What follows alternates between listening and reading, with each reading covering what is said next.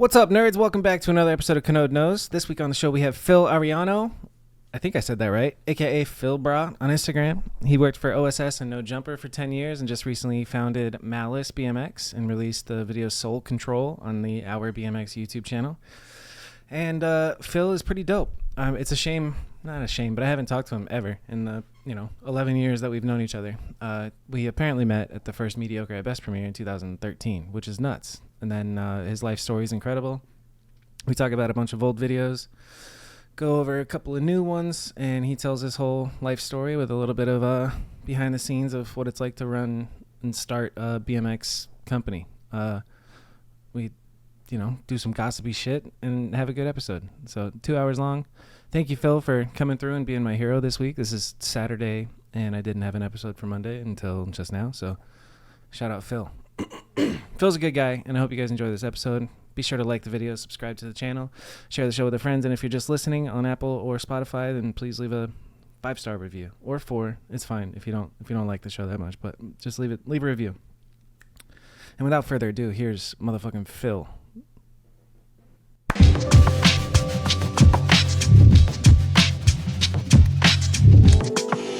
Kanode Knows. Have you done podcasts before? Yeah, Tight. couple few. I Me and didn't research enough. I obviously should have listened to a podcast with you on it. nah, they're all bullshit. I'll just tell you the same stuff. Cool. It's been long enough to where we can just go forward. Yeah, that's kind of how I feel about podcasts. It's all bullshit. I'm like, what Literally. am I doing, dude? It's weird. We've been in this game a long time. Anyway, hi Phil. Good morning. What up? It's fucking Yeah, it's 8:27. Yeah. Honestly, I like doing it in the morning better because I feel fucking fresh and alive, and you're getting brand new me. At the end of a long work day, it's pretty tough. What's your day look like today, Phil? We're gonna go bike at some point, but Nice. it'll be after this. So let's Who's keep this quick, brother. Yeah. No, all right, let's go. Let's keep this. No, quick.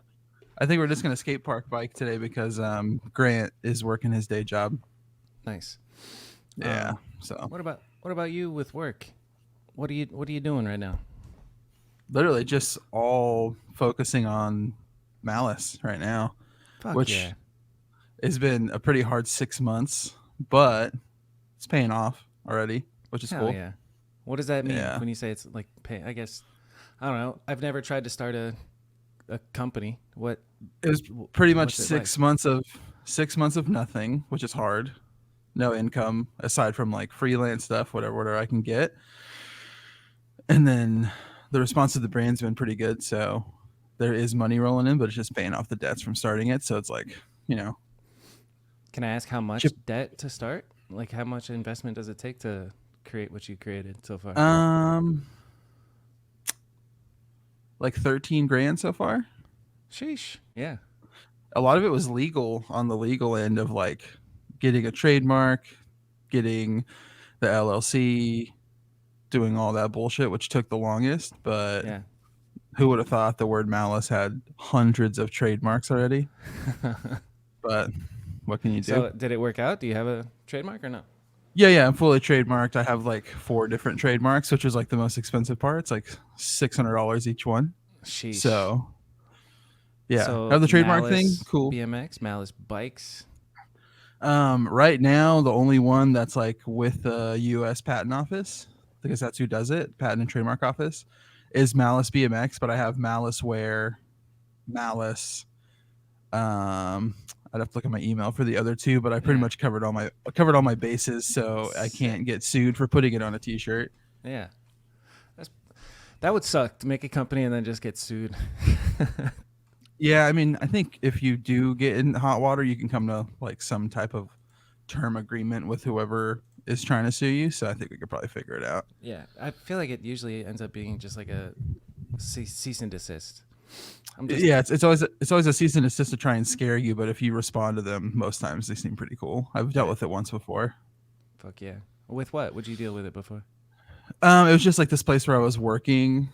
It was before I worked at OSS. It was this kind of mom and pop place in Fresno that just fucking was taking clip art and other people's stuff off the internet.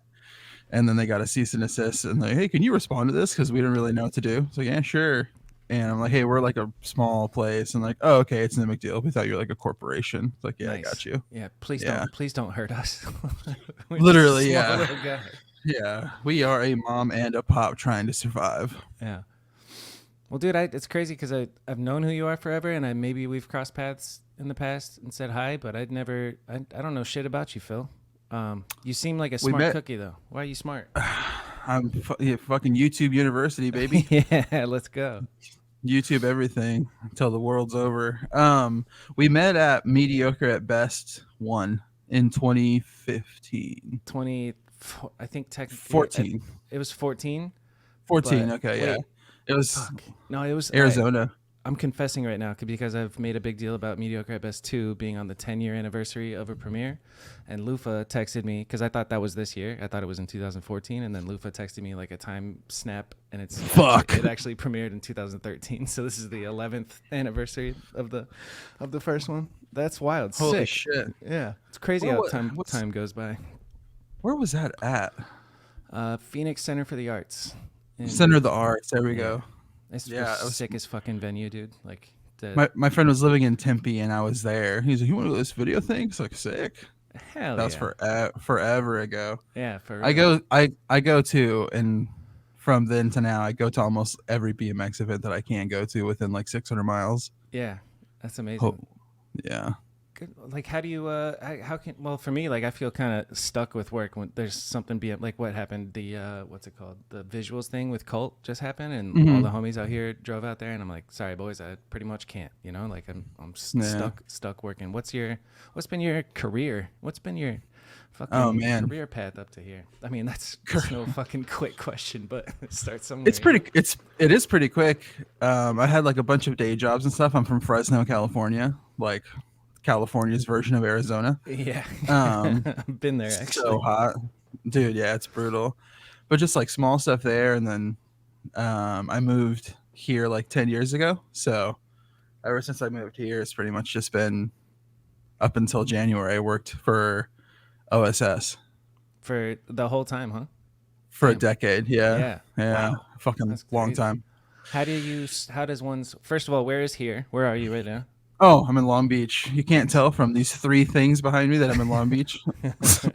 No. Yeah, I live in Long Beach. I live right by Cherry for anybody who wants to pull up on me. Hell yeah. Yeah, it's Long Beach. I've been here for 8 of the 10 years. I was in North Hollywood before that. Nice. Yeah. It's kind of the BMX, like, what would you say is the BMX Mecca city? BMX Mecca City? Yeah. I think maybe it used to be. If we're talking the States, I would say wherever Eddie Queller's at. Some light? No, maybe Anaheim, honestly. Anaheim, Garden Grove, Santa Ana, that area at the moment. Because in Long Beach, everybody that has a real BMX bike. So it's like there's no real surprise. So you go to the skate park, and if there's 5 people riding, those 5 people. But like in Santa Ana, you can go to a skate park. Garden Grove, you can go to a skate park, and there's like random kids that are just ripping. So yeah, okay, that's what I gauge it off of. Yeah, that's a good criteria. Like because like Long Beach is just like pro city, but if you go to Santa Ana or Anaheim, then you just see like the BMX scene is big and popping. That's cool. Yeah, that's what it restores your faith in people spending money in BMX because not a lot of those kids got a hookup. They just bought the parts. Yeah, for real. So you're like, fuck, people are still spending money on BMX sick. Dude, lucky I can relate to that very much. I'm like, hey, do people buy BMX shit at this point? Like, it's pretty wild. Yeah, I see that. And I'm like, you know what? I better give up everything and start a brand and rely on these 4 kids in Santa Ana I've seen with real bikes spending money to support me. It's like, oh shit, I might have goofed on that one. You can only sell so many black T-shirts. For real though. What's it called? The flagship product. What keeps the company alive? Is it shirts? I mean, I'm still collecting information on that. We're only 8 days in, so right now it's all been accessories. We've sold some shirts, but I kind of made that not the focal point of the entire brand to not be like, hey, buy these clothes. You know what I mean? Yeah. So I did 3 printable items and then 12 accessories, I believe. So it's been sunglasses, disposable cameras, and fingerboards have been what's selling. Let's check it out. Look at Oh all yeah, your shit. Yeah. pull up my poor ass excuse for a fucking web store. What'd you use to build this? Shopify? Uh, YouTube and Shopify. Yeah, Yeah. Fuck yeah. it's I've pretty like hard. I've kind of yeah. It's hard to make it like you can get an idea of like what you think would be like good, and then to make your idea come into reality is like kind of insane. You just have to go with whatever you can get. But this is Yeah, dope. it's mostly been just kind of listening to the guys and then going based off that stuff. So, Yeah. um, yeah, we sold a lot of accessories. I mean, we did sell a pretty good amount of T-shirts, but it wasn't in the top 3 of what the sales were, which is like what I was hoping for. Yeah. And what does soul control mean? So it's 100% rip from. There's a band that was Soul SOUL Control, and it was like take control of yourself was like their whole ethos. And I was like, man, they haven't been a band for like 10 years. I could probably totally rip that. So I just switched it to SOLE. Sick. It's more so like, I mean, I've always liked doing things my own way, whether it's like, I mean, I want to be like, yeah, I like biking my own way, but it's like definitely for a lack of skill. So like, yeah, Relatable. go out. Relatable. Yeah, I mean, yeah, whatever. Fuck you. I've seen your videos. I know you're good. But I'm like, at the end of the day, you could go. I mean, it's not preferable to go ride by yourself, but if you do need to go to a skate park and you do want to ride your bike, you could go as long as you have a bike that runs, somewhere to ride that's enjoyable and like decent health. You can do anything you want. It's not football where you need 10 people. Right. It's not a baseball team. It's like you literally just have like complete control over what you're doing, and then that also can go either way. You have sole control of like doing good, or you have sole control of making your tricks look like shit. It goes either way. That's sick. I So like that. yeah, It yeah. kind of like you accidentally created its own meaning. Like you ripped soul control, but it gives it a whole new meaning with the soul. Like it's solely up to you. That's cool. Yeah. Yeah. And then we had the name, I think, in March. So, like, way before Grant started editing, which the video came out on the 9th, he started editing on the 6th. So, it's pretty brutal. Yeah, that's real. I know that. I know that feeling. He God was, damn. yeah. He was like, hey, here's the final version, 3:35 on the day Yeah. we have the event. I was like, all right, just in time. Dude, it's wild. Man, the first mediocre that you came to, I was editing up to 4 hours before premiere time. I took Adderall and stayed up for like 2 days straight, and then got it like put on a DVD by Chadwick literally 2 hours before premiere. There's no better feeling now. Like it doesn't feel the same if I like have it prepared and like can plan shit out for months, and then I start to hate it too. You watched it too many times. Yeah, exactly. And then I'm like, that song's actually whack, but it was good when I first made it. But I feel like that's sick. maybe one of the advantages of Grant doing it last minute is it was like, not to say like, okay, this is it, but it was like we didn't have, because when the OSS video came out last year, we were nominated, a big deal. When the OSS video Domino came out last year, it was like we were watching it over and over and over and over, and then it was like, okay, we can kind of like fine tune it Right. to a degree. But this time it was like, oh shit, we have 6 hours before this plays in front of the people here in Long Beach. And it was like it was nice to like watch it one time and be like, hey, change this one thing and then let's run it. And that's Right. what you guys, if you've seen it, that's what you see now. Yeah, because I think it's so easy to just like over analyze and switch too much shit when you have way too much time. But it's just I don't know. That's the thing with art, fucking BMX videos, dude. Yeah, Grant nailed it. It's kind of ridiculous how good Grant's gotten at making BMX videos. It's kind of nuts. Yeah, I feel like he's one of the most slept on people in the BMX industry as far as work ethic, filming, Dude, getting it every time. I mean, I've missed, as being somebody who takes photos, I've missed hundreds of photos. Like, hey, can you do that again for a tall can? Like, I'm so sorry. He just doesn't miss. It's true. It's crazy. And the amount of shit that he's done in the past couple of years is kind of insane. It's as if like he's just starting his career with how hard he's been grinding. It's pretty awesome. This episode is brought to you by Unity Ride Shop. Unity Ride Shop is Phoenix's best BMX store. It's off 43rd Avenue in Bethany Home. It's rider owned. They put on local events. They sponsor a bunch of riders locally, and they're doing the type of stuff that a BMX scene needs. Yeah, they're filling a lot of holes that we didn't know we had in Phoenix. So it's pretty dope. They just had a jam in Chandler not too long ago. Helped me out with putting my bike together. And it's a fun time hanging out in that shop. I filmed some there, so I'll put some B-roll shots over this. But yeah, I like Unity Ride Shop, and you should too. So next time you're in need of some BMX stuff and you're in Phoenix, go to Unity Ride Shop, 43rd Avenue in Bethany Home. Back to the show. I love Burn Slow, and you will too once you go to burnslow.co and buy some stuff. They've been supporting the show for a while now, and I'm super grateful. And I legit wear Burn Slow shirts 5 days a week. Burn Slow is a rider-owned media and clothing company. They support some of the dopest riders in the game, specifically Casey Starling. He's amazing. Fuck, dude, what do you say about Burn Slow that I haven't said? You know what I'm saying? Get this shirt. It's fucking sick. Get the fruit shirt. I love the fruit shirt. I just learned from Brett Silva that they partnered up with a local nonprofit to give food away and made that fruit shirt. I didn't know why the fruit shirt was made, but it's so dope. So I wore that for weeks without knowing what it was, the story behind it, and there's an amazing story behind it. So I don't know. Burnslow is dope, and you should go to burnslow.co and support them since they support this show. Okay, goodbye. What do you have to say, Trip? You like Burnslow? Yeah, Dad, I fucking love it. That's cool. All right, have a good day, guys. Have a good day. What the fuck? This episode is brought to you by Dance Comp. Dance Comp is the world's largest BMX mail order, and you should order your stuff there. I was checking it out, looking at this Colt chain. It's a pretty nice chain for half the price of some other chains. No shade. I wonder what the difference is. $60, $30. I digress. Dance Comp is where you should buy your next parts that you need, and you should use promo code Kanode to get 15% off. Thank you, Dance Comp. Look at this shirt, dude. Get the hell out of here. All right, back to the show.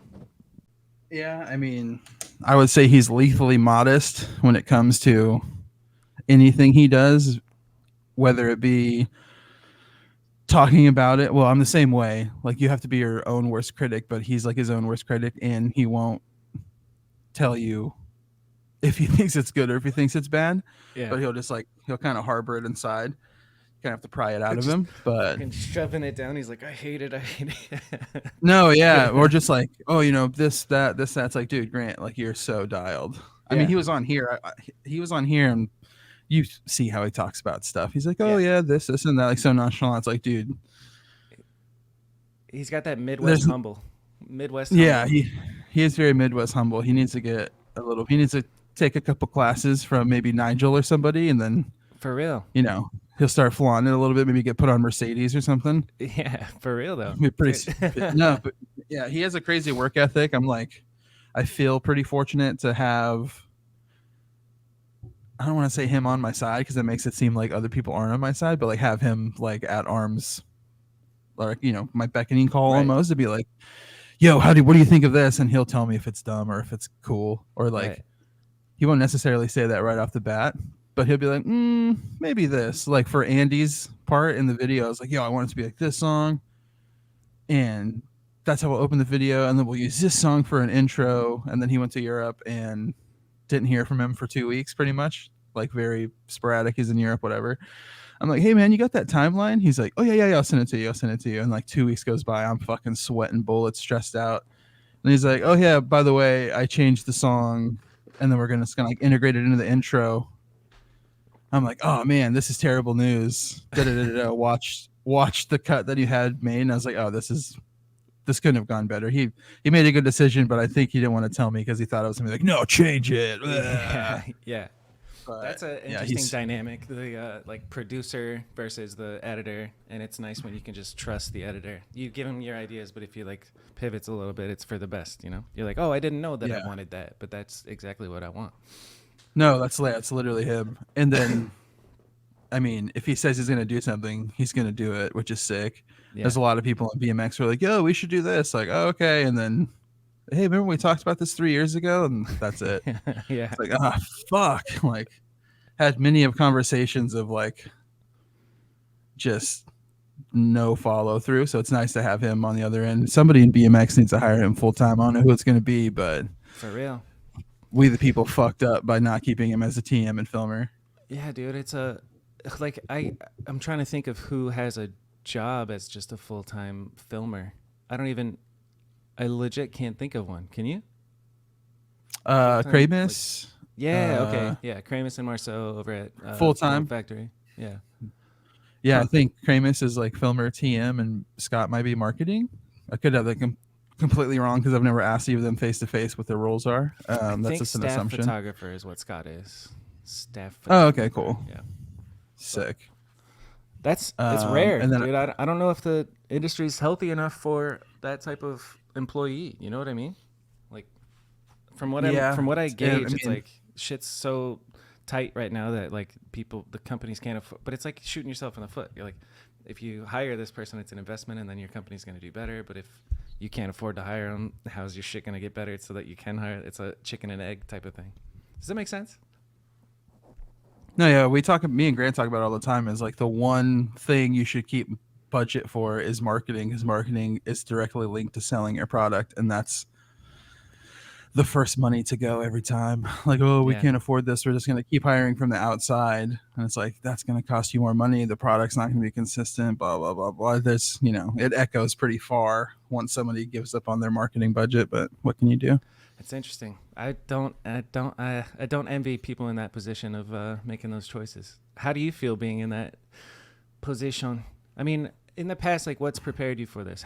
I wanted to ask you when it came up. How did you get OSS? And then we'll come back to being in charge of a company. But how did the original connection with OSS become, and what was your job, and how did it? Oh man, it's so long ago. It was. Hold on. The computer is lagging so bad. There we go. It was, I can't remember. It's 10 years ago. So let's just say 2014. Yeah. It's like 10 and a half years ago. It's like 2014. My mom had passed away, and I was like the only person in my family who had like any type of money saved. And so I had to like pay for that whole thing. And I was like, oh man, I was working this desk job doing like storage units, those orange places, public storage. Self-storage. And yeah, it was just like, oh, doing reservations for a storage place. Like I felt like my life was going nowhere. Granted, I was also like 25.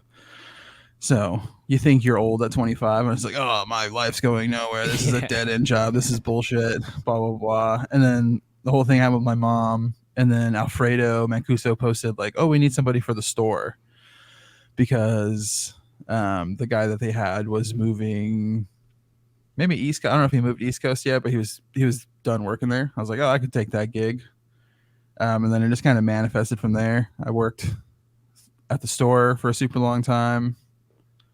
Like, I don't know how long in store was, maybe 6 years. Damn. And then that was between like downtown and Melrose. And then I did like a little bit of TCU stuff, but I made a couple typos here and there, and Adam wasn't too psyched on it. And so that was the end of that. And then, yeah, that was pretty much the end, or the beginning of OSS. Is just the store. It was all the store, like just bike shop like shit, working on bikes. Retail job, working in that retail shop. Yeah. Super retail. It was cool. It was like, I mean, it wasn't TJ Maxx or something where I had to like, if I'm 1 minute late for my 15, I'm gonna get written up. But it was retail. Yeah, it's bike shop retail. And then what about the TCU stuff? Like just posting on WordPress? What's that, sir? What were you doing with TCU? Just posting via WordPress? I was it was on the WordPress. I think it was like Pat. I can't remember his last name. Was still there. He was overseas. It's like Pat and somebody else, and I remember pretty fondly. It was Justin Spreet, like summer fit something or another video, and I like goofed the title, typoed in the thing, and Adam was just like, "Yo, like, oops. If you're gonna do this, and it needs to be like this way," and it's like, he took it super seriously, which I mean at that time, like he was the BMX guy, so I was like, "Fuck, okay." And I just kind of crumbled. I crumbled under that pressure of him being like, "Yo, you did this wrong." I was like, "I don't want to do it anymore. Like, you can just someone else can do it." Phil, you made a mistake. All right, I quit. Literally, I was like, I Yeah. can't take this pressure. I need to sell these handlebars. Amazing. Fuck. I remember him showing me because I did Man, I did a stay with him and he showed me how to make a post on WordPress and I was like, cool. And then it didn't even hit me that like I probably could have helped work there, but I just was a young idiot and I was just like, okay, that's cool. And then I'm gonna go do my own fucking thing. Oh man, so that's interesting. So, What did it evolve to? I mean, it just pretty much was working at the store until the Melrose thing kind of like popped off, and then in whenever COVID started, 2020, right? Yeah. So in 2020, in 2020, the store was still there on Melrose. It was like more so. It was more so like selling soda, like exotic pops and like backwoods and stuff like that. So it was like kind of not transitioning from being a bike shop, but it was like way more a hype place than it was a bike shop. And then COVID happened, and it was just like kind of a perfect storm of like, hey, let's close this place and just like focus on the office. So then I went from the store to the No Jumper office, which like moved 3 times in the time that I was there over the 4 years, and that was like a pretty rapid transition. I was in Barcelona, and when we got back, I was like, hey, COVID. Like, oh shit. Oof. So the store lined up to close with COVID. I would want to say out of like kind of sheer luck. At the time seemed like sheer luck, but then the fucking BMX and bike industry boomed because of COVID. So I was like, fuck. Could have been cool to have the bike shop, but I mean, yeah. It was and then I worked it. Boom though. Well, it's not a false boom, but it was a boom followed by, oh fuck, we ordered too much shit, basically. It was a boom. It was a boom and affected everybody positively and then extremely negatively for everybody other than Epic, because he's a fucking genius and didn't over order. He kept on hand what he needed. He would only buy bikes that were like super good deals. I talk about this all the time, how Fu should be teaching like a Harvard class on business.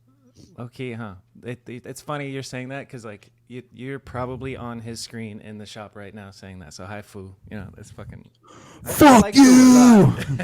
Fuck you, Fu. That's bomb.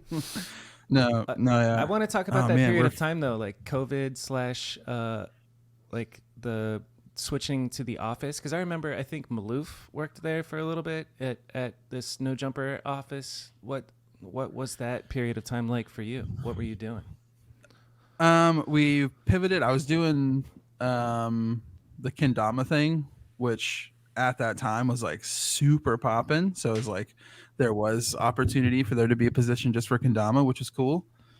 It's pretty badass. Selling a ton of elaborate. Yeah. What are you doing with kendama? Because I was just lurking your Instagram. I saw you bought a Tesla, and I'm like, kendama money got you a Tesla? Let's go. No, dude, the Tesla thing is 100% from the GameStop stuff and like doing like Webull and like all those like online trading things. That's like how I got my bread up to get that car.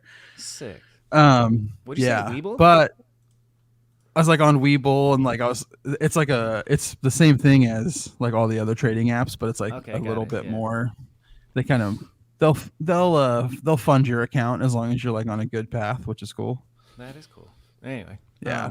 So literally, what is your job with the kendama thing? Yeah. Just like designing them, making the shape. It's like doing a BMX frame. Like, oh, I want a different head tube, a longer top tube. The kendama thing's like, make the base a little bigger, make the spike a little pointier. Yeah. Make the ball a 62 mil instead of a 60. It's going to be a game changer. Shit like that, which we were selling a fucking lot of them. And then kendama culture kind of, I don't want to say turned its back on us, but kind of just like was like, fuck No Jumper kendama because of Adam, which is like super fucking whack, because it's like this huge company, like one of the biggest companies in kendama, was like already messing with us. We had stuff made with them. They wanted to do a collab. Adam did a podcast with a few of their players and shit, which like No Jumper, huge hip hop platform, kendama, stupid fucking nerd game, which I love still, but nerd game. Yeah. Gives all these like kendama players, like makes them feel like rock stars, gives them time of day, puts them on a huge platform.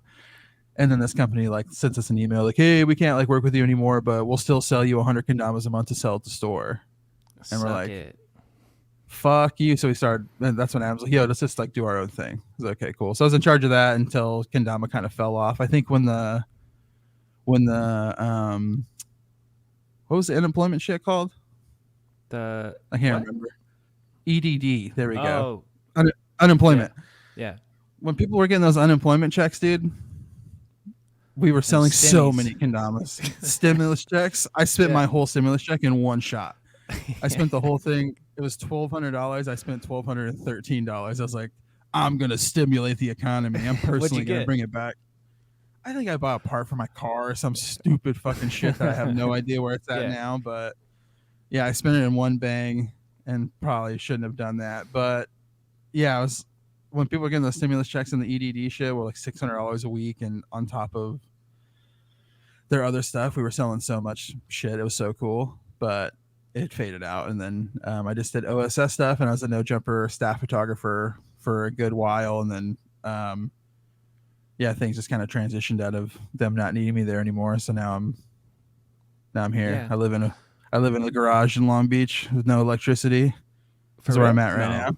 No, I'm in my bedroom. Yeah, but obviously you have electricity. I'm like, well, hold on, wait a second. You can't see, but I have one of those little exercise bikes where you pedal to make electricity under the desk to power the Wi-Fi in this right now. I was wondering why you see me sweating. So hard, dude. Yeah. I'm happy to be here. How much longer is this fucking it's gonna be? I've been thinking one of my goals. I want to get a standing desk so I can get a fucking treadmill going in here and just be walking. Oh, that'd be super nice. Yeah. They sell them at IKEA for like $400. I've wanted to get one for so long. Yeah, maybe once I get out of my goddamn credit card debt, I'll do it. Felt that one. Yeah. Anyway, fucking this last year you got let go from OSS. Is it actually not this last year? Was it last year or this year? When did this shift happen, and what happened? 2023, I got let go from No Jumper at the beginning of the year, February of 2023, and they're like, "Hey, we don't like really need you at No Jumper anymore. We're kind of pivoting a different way. We need to like save some funds." So I was like, "Yeah, as much as it sucks, I get it. Like, no job is forever." Right. So they kept me on. They're pretty adamant like you can do OSS still. So okay, cool. So like that from February to this, July, 11 months. We did like Swamp Fest. We put out the Domino video. We had a couple soft goods lines. But then January of this year, January 2nd, like, hey, can we touch base? I was like, okay, that's fine. Like, hit me up. I'm always available for a phone call. It's like 7-minute phone call. Like, hey, we pretty much don't need you anymore. It's like, fuck, this sucks. Who's making this phone call? Is that Adam? It was in charge. It was the in-office guy, Josh, initially, to like, kind of like make the call, be like, hey, how's it going? So we just need to talk about 2024. So like, okay, cool. And then Adam got on the line. It's like, hey, like we don't really need you here anymore. We're pivoting a different direction. We need to take a break. We're hemorrhaging money. For OSS, the BMX thing isn't working out. You've done some cool stuff, but like we can't do it anymore. It's like, okay, like, to the point. I appreciate that. So I was like, holy shit. And then, I'll sit here and like to hype myself up, say I started working on the brand January 2nd, right after that fucking phone call. But I went to like a little bit of like a weird, if you've ever been anywhere for a long time, long relationship or a long time job, living somewhere for a long time, and you leave, like you move, you get a new job, you get fired, you lose a sponsor, whatever it is, you like kind of lose like a little sense of yourself. Yeah. Like, who am I? You're like, oh fuck, like this. Yeah, literally. I'm like, I've fucking been so. I mean, BMX has been ingrained in me since 2000, and up until working for OSS, and like, I mean, I had no clout when I started working there. I was just a fucking dude who could work on a cassette hub. Was like how I kind of got the job. Yeah. So it's like, I was like, oh man, I've made this my whole existence has been like this BMX thing. And for a second there, I kind of questioned it, like, fuck, like I was expendable for something that I like committed my whole life to. kind of. Yeah. I maybe took like 6 weeks of being a little sad sack pussy, and then after that, I was like, okay, I need to figure something out, and like went to Swamp Fest. Went to Swamp Fest. Me and my girlfriend drove there and back, which was pretty cool. Fuck yeah, that's great. Went to Swamp Fest, and it fucking fired me up, dude. I was like so motivated when I got home, and me and Mills had already been like kind of working on like what we should do brand wise, because like his whole thing is like, I'm kind of at the end of my BMXing thing, like physically. He's like, so I want enough time to be able to do like a little bit more. So like we need to either like start it soon or, whatever. So I was like, all right, I'll get the ball rolling. Kind of, took a shower for the first time in 6 weeks. No, I'm just joking. But I was just like, oh yeah, I need to get on it. And then that was 4.5 months ago, and now the video's out and the brand is released. Fuck yeah, dude. Is that when how does it, what's the initial, I'm curious that those early conversations with Mills, like what you're like, okay, we have the name, now what? Now what were the first steps that you take to make this happen? Dude, we had no name for like from like January to like March 1st maybe. So like what is that? January, February, yeah. Like 9 weeks. We had no Company X. Yeah. Yeah, it's like the most swag BMX company. Something fucking sick. I don't know what it is. Oh, yeah. Please pull up a name generator. I'm getting desperate. Did you really pull up a name generator? Did you ask No. ChatGPT, I'm making the swaggiest BMX company. What should I call it? No, there is like this fucking here, I'll pull it up really fast on my phone. Cuz like there's this band Misery Signals that's like super metalcore, like tight jeans, crab walk, hardcore dance band. They put out this album, I think it's 2003. Oh, they put out an album in 2004 that I like still listen to weekly, and the name of it is Of Malice and the Magnum Heart. And I was like, oh man, that word is really cool. That is cool. Oh yeah, you is can this, cheat. let's Oh, pause look on at that. Crab. Is this the crab walk? I've never heard this term before, but this is amazing. Yeah, that's crabcore. It maybe wasn't quite that bad. I guess they're more talented. Oh, that's TikTok. Let's see how The tumultuous position is yeah. Metallica's. Could you hear that, Brother, sound, we by the way? barely have enough bandwidth. Yeah. Okay. I say we barely have enough fucking bandwidth to keep you from lagging out. You're playing TikTok videos. All right. The crab Oh, walk was man. just a new thing to me. Anyway, Should I answer on air? Robbo, sure. Let him know though. Say, hey, you're on Kanode Knows. I've been wanting to talk to Robbie. No, I'm not gonna fucking do that to him. He'll never call me again. Yeah. Shut up, Robbo. I'll send him a picture. Like, yeah, I was doing Kanode. Yeah. Sorry, I totally, dude. My brain just went crab walk. What is that? And so it's based off this What's band. that? It's based off a band and Oh Malice. yeah, Malice not even based off the band. I just like kind of it's Of Malice and the Magnum Heart. I was like, I'm gonna use that word. That's Ran cool. it by all the guys, and they're like, that sounds pretty cool. And then there are some other companies with Malice in their name, but we're gonna be the coolest. It's not a big deal. Right? Dude, there's like hundreds of companies with the trademark Malice, but they're all like bow and arrow companies and shit like that, like gun holsters, Makes sense. crazy shit. Malice, desire to cause pain, injury, or distress to another, dude. That's hard. That goes Yeah, hard. the opposite of everybody on the team. Like no one is Yeah. like that at all. Like, yeah, we're so fucking tough. You know what? I want to. You mentioned the team. Is the team listed on the website at all? Nah, man, I'm just like, I still got to read the rest of my Coding for Dummies book to figure out how to do all that stuff. I tried like the day of the web store launch. Boy, oh boy, was I failing pretty bad. I did not know what I was doing. I like shot the product photos at 3 a.m. June 14th, and the video and the web store came out 9 a.m. June 14th. So I was like really cutting it down to the wire, Yeah. but Shit's tight. So who's on the team? you know what? I'm gonna pull up my little handy dandy list so I don't forget anybody and nobody gets mad at me. Dude, it sucks when you forget somebody. I look at people in the video, and I'm like, hold on, I think I'm missing somebody. I do it. I forget to tag people on stuff all the time, and like they're in the post. I'm like, oh fuck. We have Riley Smith, Ryan Mills, Chris Kerrigan, who's like maybe one of the most slept on people in Long Beach right now. Chris Kerrigan, I'm gonna follow him. Yeah, it's Chris BMX. I think Chris BMX _ worst fucking Instagram name, but he's really good. Chris Kerrigan. I know this guy. Yeah, he has little nerdy glasses, and he's kind of not pigeon toed. What's the other one where your feet point out? Dick footed? No, there no, we go. Bow-leg? What is that? Bow-leg. No, bow-leg is your knees. Yeah, I don't know what it is. He walks pigeon toed.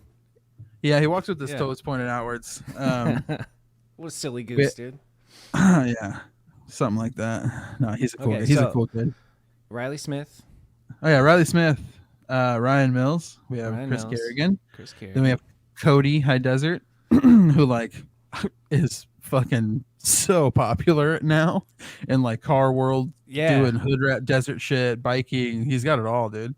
I remember stumbling across like in my For You page, one of his like viral reels popped up, and I was like, "What the fuck? Cool, good for you, man." Was it the one? Was he wakeboarding through the desert? No, it was like he got off his job and then went and ripped his car or some shit, and then rode his bike. It's just cool shit. Just content creation, that was pretty cool. He's on it. He's on it. On that note, dude, sorry to interrupt. The fucking just the thought that I had when I was watching Malice again was like mixing Pat Frayne and him. And at first I was like, hold on, is this I was like, damn, Pat, like to every High Desert clip, I was like, damn, Pat could do that. That's fucking nuts. Yo, damn, Pat can do fakie whips, or like he could do bar. And then it's like, oh shit, it's the other tall guy. Shit. Yeah, for real. This is the tall boy section. Anyway, so High Desert. The tall guys. High Desert. We have Andy, which is he is in the other room. Dude. He's my roommate. Yeah, he's so good. He's like so good on a bike. Has maybe 15 to 16 brain cells left in his head, so he just can focus on one thing at a time. So it's like you tell him, "Hey, do a 180 fakie lucky fakie blah blah blah blah blah. Do a lucky hard this." He'll just try that until his body is like done, because that's all he has, like a one track mind. So it's like you ask him what time it is while he's trying to trick. He's like, I have no concept of time or space, brother. I'm sorry. I don't know who I'm trying, but I'm doing this full cab to Lucky Smith. Literally, yeah. He's just like one tracked in a good way though. We have Andy, Pat, REA. REA, nice. Andy's doing shit that what? And he's doing shit that I'm like, it's dream tricks. I was watching his part in the Soul Control, and I'm just like, dude, everything is so sick. Like the fakey Lucky Smith stuff is goals. He's just doing like shit that I would do if I was good. You know, it's fucking awesome. Very tasteful. Yeah, he's really good. He's good at everything too, which is like kind of annoying, but whatever. Like what? What do you mean? What else is he good at that's annoying?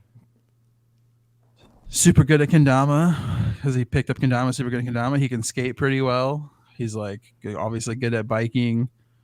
Anything he tries, he just gets really good at. Yeah, just one of those dudes. The chosen one. 16 brain cells. Focus on that one thing, and then he's dialed. You're so dumb. I don't know if it's good.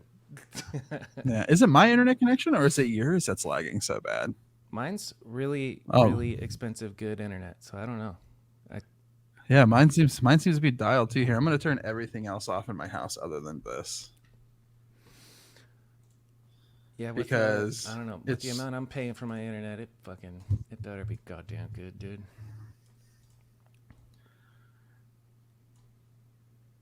I think there's like a device setting I can turn everything off. Devices. Sunshine. It's kind of, the team is reminding me of it's kind of, you took the squad, the OSS squad, a little bit. It was. Yeah, I mean, it wasn't an intentional like, "Hey, I'm leaving, you leave too." It was just like Adam had pretty much said like we have to take some time off to like recoup money and like come up with a different plan for OSS. He's not, said it's not the end, but it's probably going to be a year, which like, in brand terms, if you take January 2024 off until January 2025, when you start in January 2025, you're talking July 2025 that you're going to start having stuff again. So it's like no one saw that too hopeful as far as like involvement. They didn't want to wait that long, and so they left and they came with me, which I mean, I'm grateful because I didn't go through the whole list of people that I have, but it's like fucking it's crazy that all these people that I get along with and that wanted to come with me just so happen to be like some of the best out right now. Yeah, for real. And it's organic. It doesn't feel Which like is fucking, hey, I'll give you more money. Come work for me. Fuck these guys. But it's just the natural move. Like, all right, let's go do this, you know? And like REA is 7. Sorry, I heard that it was like, hey, you can keep your job, but it'll just be a year. And it's like, dude, no. You know what I mean? Yeah. I heard that was something. No, yeah, it was just like, hey, if you're giving them the option, like if you still want to support and stick around, that like feel free, but it's going to be a little bit before we do anything again, just so we can like kind of reconfigure. Yeah. And I mean, I keep saying coming with me, but them like choosing to be like, hey, whatever you do, we'll follow suit, was definitely motivation. I mean, to have a 10, 11 person team right off the jump to be like, hey, we're down, is like fire. I mean, so yeah, if one person would have came with me, I would have been ecstatic, but 10 people came with me. Now I'm kind of like, oh fuck, okay, that guy adds a little bit of stress, but it's okay. Yeah. So we got Pat REA. Pat REA, yeah, REA is like 17 years old. I kind of go through his mom to handle everything. Like, hey, REA's mom, we want to do this, and she, because he is still a minor. I know he like runs it by him, but me and her are on super good terms. Nice. And she is so dialed. If I had a mom like a 16th of supported as she is to REA, as his parents are to him, I'd be a fucking billionaire, maybe. Like how he lucked out so hard. Yeah, that's great. But yeah, we have REA. Nick Crower, who's super good. He was in Disco Stew. Yep. I think technically he has a merit sponsorship at the time being, but that's it. He just kind of rides Dan's hand-me-down bikes. He's so talented. What's it? But he has a bad Instagram name too. What is his? I think it's Fool's Whack or Fool's Whack right now. Yeah. Yep. Fool's. And it was Nick and Wings before that. Just fucking use your name, dude. God damn it. Yeah. Well, he worked at Buffalo Wild Wings, so it was like pretty sick. Wings and Nick. Nick and Wings, like chicken wings. Nice. I definitely fucked that one up. Nick and Wings. Yeah, we have chicken wings featuring Nick Crower, is what you said. So you kind of fucked that up pretty bad. Crower, we have Uriah, who's a very young kid from Fresno, my hometown, that is kind of just same thing as REA almost. Is like I made a friendship with his dad, and he just so happens to be a young ripper. And it's URIJAH. URIJAH. Like we're at a bingo hall. Sick. Let's go. Okay, cool. Yeah, he's sick. Yeah, he's really cool. He has a good head on his shoulders. He's only cried in front of me like 2 times. Is that real? He's just when he was really young, yeah.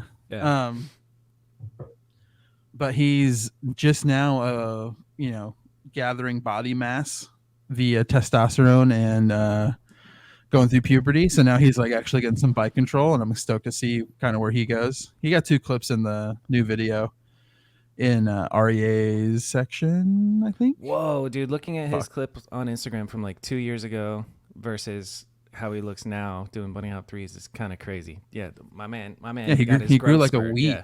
Yeah, that is wild. Yeah, he's halfway there. He's still about 5'2", so don't hype him up too much. Yeah. That's he's almost there. BMX, dude, 5'2" is a great height. Fucking true. BMX height, dude. Shorter riders look so much better. Garrett is like what 5'8", and he is Garrett. Yeah, that's ideal height. Garrett is the perfect BMX height. Okay, Uriah, and then Chandler, who's your homie out there in AZ. Nice. Yeah, Chandler. Chandler Golden. Fucking smokes so many cigarettes, dude. It's insane. Yeah. And he eats That boy McDonald's. can He is garbage. fucking put him down, dude. He smokes like a motherfucker. He stayed at my house with his friend Colton. I was like, brother, you have to leave your sweatshirt outside. It's you smoke so many cigarettes in the wet weather that it's like sticking to you. Ugh. But I mean, Ugh. I'd rather somebody smoke than drink. So whatever. That's fair. How long have you been a non-drinker? Oh wait, let's finish the list. I'm all over the place. No, yeah, we could jump over. There's no fucking rules. I'm lifetime, so I've never drank, never smoked, never done anything. No shit. Good for you. Yeah. So and it's like, you know, there's like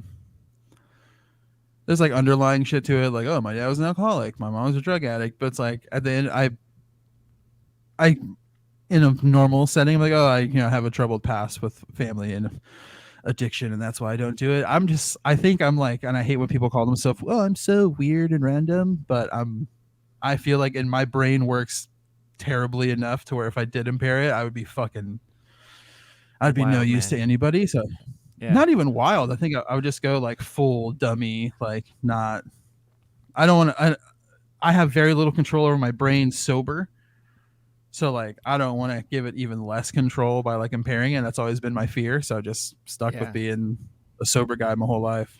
It's wild to think that you don't even know what it feels like. So you just have to like use your imagination or like imagine what it feels like to be drunk, which is fucking interesting. If I could trade, I would go back. Cause like on the other end, I've done fucking everything because I wanted to know what it was like. And it's like, you're not missing out on shit, dude. You're good. Yeah. Good choice. The only one time I've been like, oh, this looks so sick is like maybe 16 years old. Like a bunch of my stupid fucking Fresno friends were like smoking salvia and like going crazy. And I was like, damn, this looks kind of sick. And then immediately I was like, yeah, I'm not doing that. Yeah. And then like maybe 6 months later, I found out what straight edge was. And then like I've just been straight edge ever since. Boom. Yeah. You got a straight edge tattoo? Oh, do I? I have fucking dozens of those things, dude. Really, really, really stuck to that for about a decade. Hell yeah. What a wild. I remember I had a couple of friends who were straight edge and just got I think it's 2 X's, right? 3, yeah. 3 X's, yeah. Yeah. Good for you, man. I think that's a good way to go about life. It's interesting. You answered. My next question was going to be like, why are you like that? And then obviously alcoholic dad and drug addict mom it's funny that you just breeze over that. Like, poor me. But that's gnarly. It's like, I mean, it's only as bad as you make it. I know tons of people from the same situation are like doing great. I also know people in the same situation who aren't doing great, but I mean, I've never been like a woe is me person. Yeah. It's kind of like, for lack of better words, like fuck, pick yourself up by your bootstraps type shit. You know what I mean? But it's like, okay, not to be a victim. Yeah. I'm like, okay, I didn't do the drugs, I didn't drink, I didn't get myself in the situation. It's like all through my parents, which my dad now is sober like 11 or 10 or 11 years sober now, so hell yeah, he's fucking dialed now. But he even thinks like, oh, he always, I definitely get it from him, like the nonchalantness of like a serious situation. He's like, had I not drank all those beers and fucking been a tweaker, I'd probably live in a huge house or like have something to show for myself. I'm like, yo, yeah, maybe, like that's pretty possible. But good to have a sense of humor about it. Yeah. So I mean, you live in Arizona. You fucking tweakers are crazy, dude. We got them out here, the NPCs, the zombies. Dude, it's nuts. So like Fresno is pretty similar. I always say like the Arizona of California, because Fresno is like sketchy, brutal with that shit. Yeah, it's like good areas, bad areas, but it's just hot, and the hot brings out the worst in people, and then the drugs added to it are like just not good, Yeah, it's kind of like it's so hot outside that I just want to stay inside and get fucked up, and then that culture kind of spreads. It's crazy. Yeah, and if you don't have a house, you're like, oh, I'm gonna fucking smoke meth in this ice chest in front of Circle K, like, yes. And then it just goes off the. What is that park? Everyone calls it Meth Park. What's it called? Deck Park. Yeah. Deck Park. Yeah, Phoenix, dude, that place is crazy. Characters. Yeah, I've filmed a fight there. No way. A lady bum versus a That's disrespectful. A lady struggling with homelessness versus another man struggling with homelessness, and he's like screaming, "No more!" And then she just whacks him, and I'm like, "Damn, I got that." And that's in it's in an old edit, but I'll never forget it. Yeah, there's this time me and Andy were in Fresno for this it was a jam at a brewery in the middle of the hot ass summer. And like I said, I like to go to pretty much every BMX thing I can. So I was like, yeah, dude, hometown. I had a minivan. Let's drive the minivan up there and we'll go to this thing. It's going to be dialed. And he's like, oh, I hope we see some crazy Fresno shit. Cause I don't, maybe he hadn't been there fully yet. So I hope we see some crazy Fresno shit. 10 minutes into being there, this dude and this guy are fighting on the side of the street. She's like, help me, runs to the van, gets in the van, like slides the slider up, and I'm like, lock the door, Andy. He's driving, like, lock the fucking door. She gets in the van and is like, go, go, go, go. I'm sorry, I just probably peeked the fuck out of the mic. She's like, go, go, go, go. He's like, please get out of the van, please get out of the van, please get out of the van. And then God. She's like, he's trying to kill me. And he's like, I didn't do anything to you. Boxers, shorts, shirt, fully fucking dick to the wind, naked in the middle of the street. He's like, I have nothing. We're like, dude, get the fuck out of the van. Like, don't want to deal with this. And she finally got out of the van, and he's like, holy fuck, you were not joking about Fresno. This place is so gnarly. Welcome to Fresno. Like, that is wild. It's hilarious. It was like asked for it. 15 minutes into being there, maybe 15 minutes into being there. And then we saw Fu from Epic very shortly after that. And he's like, this place fucking sucks. It's like, yeah, dude, you're not wrong. Yeah. Welcome to my hometown, brother. Fucking A. It's pretty wild. What was your first step of getting out of Fresno? Getting out of Fresno. I mean, like young age or like my adult years? I guess, I don't know, becoming an adult. How old were you when you started to not live in Fresno? There was a couple of different times. When I was 19 to 21, I had moved up to Washington, and like just like a job I had come to an end, and I was like, oh man, I kind of need a change of pace. So I moved up there and I like worked at the mall and like had a retail job. The weather was fucking terrible, like everybody says. So that was like my first experience of being like, okay, like a metropolis area, like Seattle, Olympia, Tacoma is like all in 60 miles. So it's like you can go, there's a lot of stuff to see. And then it's like, man, I realized like it doesn't matter where you live. Like if you fucking aren't doing anything, then nothing will come from it. You could be in the best place on earth, but if you're like not trying to do anything, then what can you do? You know? Yes. So that was like my first taste of, oh, go ahead. I was going to say, what was it like back then? If you mean like not trying to accomplish anything, like you're just working your retail job and going home and you're just I'm like, okay, I wake up if I have to be at work at 1, I plan my whole day around leaving at 12, which means if I wake up at 9, I sit around and do nothing for 3 hours until I get ready to go to the job at the mall. Then you get off and like, oh, I better go home and watch TV, and then what's my schedule for the next day type deal, you know, like getting caught in the rat race. Yep. You're just like, holy shit. And then it's like, not to say like that's why people are so depressed in Washington, but it's like there was very little opportunity there, and it was either like bottom of the barrel, making no money, or like tech. There's no in between. Yeah. So it's like, fuck, I'm gonna work at the mall and see all these fucking dickheads here with their Porsches and McLarens and their tech money from working at Microsoft. And I'm like, yeah, hey, what's up? I make $8.25 an hour. Let me go get you this fucking keyboard cat t-shirt because I worked at Hot Topic. And it's like, man, fuck you. I just wanted to get out of there so bad. And then I ended up moving back to Fresno for like a very brief time. I like met, dated a girl, went back to my hometown for the girl. And then that like lasted for a good while. And then I talk about this once a month. I have these two great friends. One of them's not from Fresno, but he resided in Fresno for school. And then the other is like my oldest. We all have that one old friend when we're really young, like you're 13, he's 20, who's just like, you're so thankful for them. You know what I mean? Yep. So I have a friend like that. His name is Jordan Dow, and he's like the man. He's the smartest person I've ever met. One, two, he got out of LA, or he got out of Fresno, went to LA possibly before anybody else that I knew. So I was like, holy fuck, this dude lives in Hollywood. Like, that's crazy. Damn. He's doing it. He lives in Hollywood?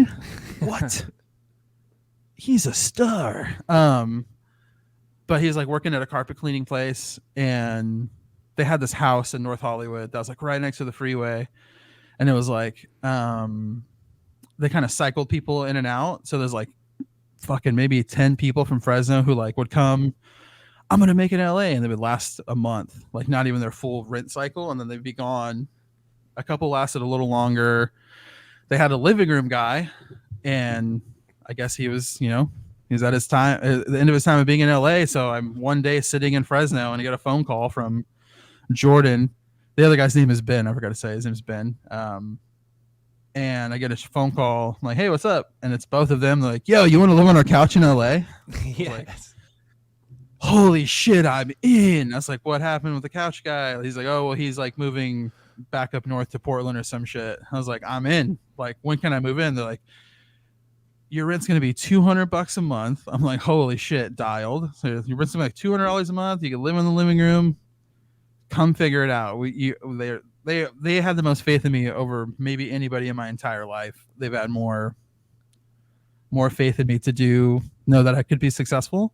Yeah. So they're like, yeah, come live on our couch. I'm like, oh, say fucking less. Tell me when I can come. This is like October 25th. They're like, say when you, I was like, let me know when I can come. They're like, yeah, whenever. I'm like, okay. So October 30th, boom, I'm there with my car full of stuff, mattress strapped to the top. Yes, dude. I'm here to live, baby. And then it was pretty rough at the beginning. I was like in big city living with my little, you know, cowpoke town state of mind being in Fresno. I was just like parking my car and not looking at signs and fucking being so stupid. So I got a lot of parking tickets. My first night in North Hollywood, I got a parking ticket. Nice. Welcome to California. Let's go. Yeah, fucking kicked me right in the nuts. So I'm like, okay, like I got a lot of tickets. I was like, fuck. So like 3 weeks, a month in, I'm like, hey, you guys want to get Del Taco tonight? I think I need to talk to you. They're like, oh, okay. Like, what's going on? I was like, dude, I'm getting all these parking tickets. I'm like out of money. I don't know what I'm going to do. Like, I think I have to go back to Fresno. And they're like, how much are your parking tickets? Everybody goes through this, but like, don't let this be like your breaking point. It was like a couple $100, like pretty much the equivalent of my rent. So like, we'll figure it out. Just stay. And like, that was, damn. I mean, that was fucking 10 years ago and I'm still here. So that's huge. Shortly. And I was like, I'm going to go to LA and I'm going to be a photographer. Like, I'm going to take photos and that's what's going to be my job. And then, I mean, it took me like 2 months, but I landed this job with a lingerie company in, on Melrose. Dude, my life instantly changed. This is like, oh, I'm making money now. I like paid off my car, was making money, and then, you know, 3 years in, I got burnt out on photos and was like, oh, it'd be so nice to have a desk job like a fucking idiot. I was like, oh, a desk job would be so nice. I guess maybe it wasn't 3 years in. It's like a year in. Yeah. But yeah, that's why I went to LA. That's why I'm in LA. Jordan and Ben, they're my saving grace. It's like everybody needs at least one or two friends like that knows they can look past the fucking. I mean, I was pretty stupid back then. I'm pretty stupid now, but I was like very naive back then. Thought I knew a lot. Right. All I had was street smarts. I had no book smarts. Like, I went to college for a semester. You know what I mean? Like, I've never been cut out for school. And like, I think Ben was degreed up. Like, he went to school, had a degree, but he was like trying to make it in LA. He was like Jeffree Star's drummer, which I was like, what, dude, you're a celebrity. Yeah, that's he's like wild. Jeffree Star's drummer, working at a screen printer place, like all this shit. And Jordan worked at the carpet cleaning place, and I was just like, man, they're like doing it, I can do it too. And they had enough faith in me to be like, hey, brother, give us $200 a month to live on the couch. Did I piss them off a little bit? Absolutely. I'm, like I said, not a smart guy. I fucking was not a good roommate, and then I eventually did move out, which to this day is maybe one of my biggest regrets because I moved in with a fucking shithead. But shout out them for having faith in me and offering me to move to Los Angeles. Yeah, I dude, wouldn't that's be huge. here. I wouldn't be here without those two guys. I always praise them as much as I can every chance I get. Shout out Jordan and Ben. Were you Dude. a photographer and BMX rider in Fresno? Or like, Yeah. I actually do want to know Yeah. like your origins with being on a bike. Huh. Brother, put your fucking seatbelt on. No, yeah. I mean, I've gotten to BMX at a very, like, all early years are formative years. But when I got the BMX bike, my first BMX bike is a green Mira 540 Air. It was so sick. But it was like 5th grade, 6th grade, because I went to a weird school that was 5 through 8. So it was like 5th grade, 6th grade, 7th grade, 8th grade. It was like everybody was doing football. They were doing wrestling, like sports. You know what I mean? Yeah. And my dad is like a pretty avid football fan, so I know that's like what he wanted me to do. But I was like, I've never really liked team sports. Like to this day, I'll watch championships and shit, but like I like UFC because it's like one guy versus one guy. You know, exactly. It's like you fucking you do. It's all up to you. But I saw a guy. Remember when Arizona was there skate churches ever? Skate churches? I don't think so. Yeah, like, dude, we had so many churches in Fresno that would build prefab parks in their parking lot to get kids to come to Bible study. Yes, we did have a couple of those, or maybe they're probably still going. But yeah, I saw this dude. I don't know what he's doing in Fresno now, but everybody called him White Trash Mike. He was fucking so sick. But I saw him like airing a quarter to Fakey in like 2001, and I was like, whoa, that's bananas. Cool. You're like, Jesus, I love him. Oh my God. What time is the next Bible study? No, but I got that bike. My dad has always been like pretty like this. If you want to do this, and that's where we'll go full bore. You know what I mean? Like no half shit. Which like anytime I hear anything about like Garrett and his dad, I'm like, holy shit! Like that makes me think of how my dad was with like, oh, you want a fucking $150 bike part in 2001? Like, okay, well, come dig a hole and you got it. Nice, never said no, but there's like always a caveat to it. But yeah, I saw if BMX is like always sick. Bikes are cool. I had like a mountain bike before that I really enjoyed riding, which BMX was like just straight over to it. But I had that Haro, and that was 2001, I think. When it first came out, it was like the first year that model was out, right after X Games. Yeah. So I've been in this shit for a pretty long time. I know, dude. It's wild. Do you remember like your earliest kind of video influences? I'm always curious about like what shaped your perception of BMX. So there's a bike shop in Fresno. It's called DT Bikes. D is in dog, T is in Tommy. The guy who worked there, his name was Scott, and he was kind of a dickhead bike snob, like had the sickest bike, but like we never saw him ride type shit. I know the type. We knew. Yep. Yeah. We knew he could ride. Kind of fucking hell. That's me currently. I have a nice ass bike and I can't even ride. But he was pretty cool. He's like really nice to like the Groms, like all the young kids, because I mean, any money we had, we would go and spend on stickers more than bike parts. Like we wanted our shit to look tight, dude. Yeah, but in I guess 2002, it was attached to a furniture store, so it was like 7/8 furniture store, 1/8 bike shop, like a little row of bikes. I got VHS tapes, mind you. I got Less is More was one of my first videos. I bought these 4 tapes at the exact same time. Actually, I bought 3, and then I went back and bought another one because I found like $10 more. I got Less is More. which I think was from 1999. Fucking Brian Castillo's part in that video is a fucking banger. Hell yeah. So I got Less is More, which was sick. And then the Fox video Expendables 2. I don't know if you're familiar at all. I'm not. The Less is More, I've never even heard of it. Expendables 2. Say what? I'm learning shit all the time, man. That's cool. That's crazy that Less is More is like a UK. Is it UK 70s distribution? I was just looking it up. It was it was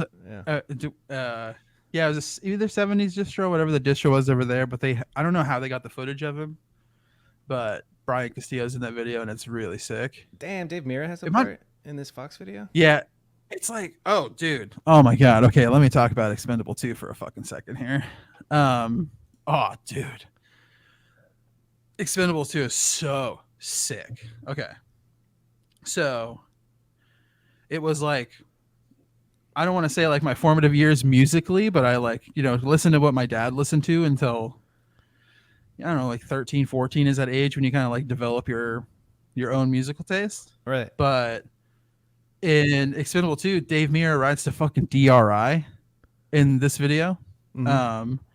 And I was like, whoa, I've never heard anything like this. What the fuck? And like,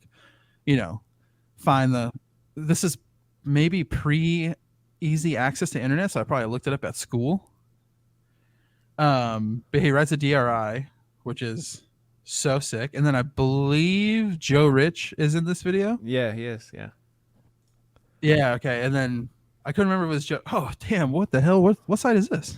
BMX MDB. Shout out BMX MDB. It's like the movie database for all what old the hell? videos. Yeah. It's sick as fuck. Dude, he rides to Bad Religion in this part in Expendable 2.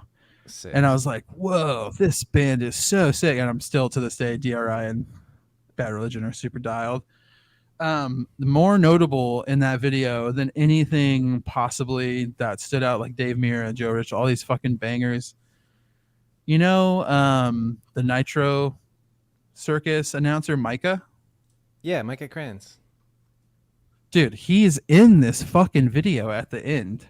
Hell yeah. And he does a handrail. And he's like a bigger guy. Yeah. He's not a small dude.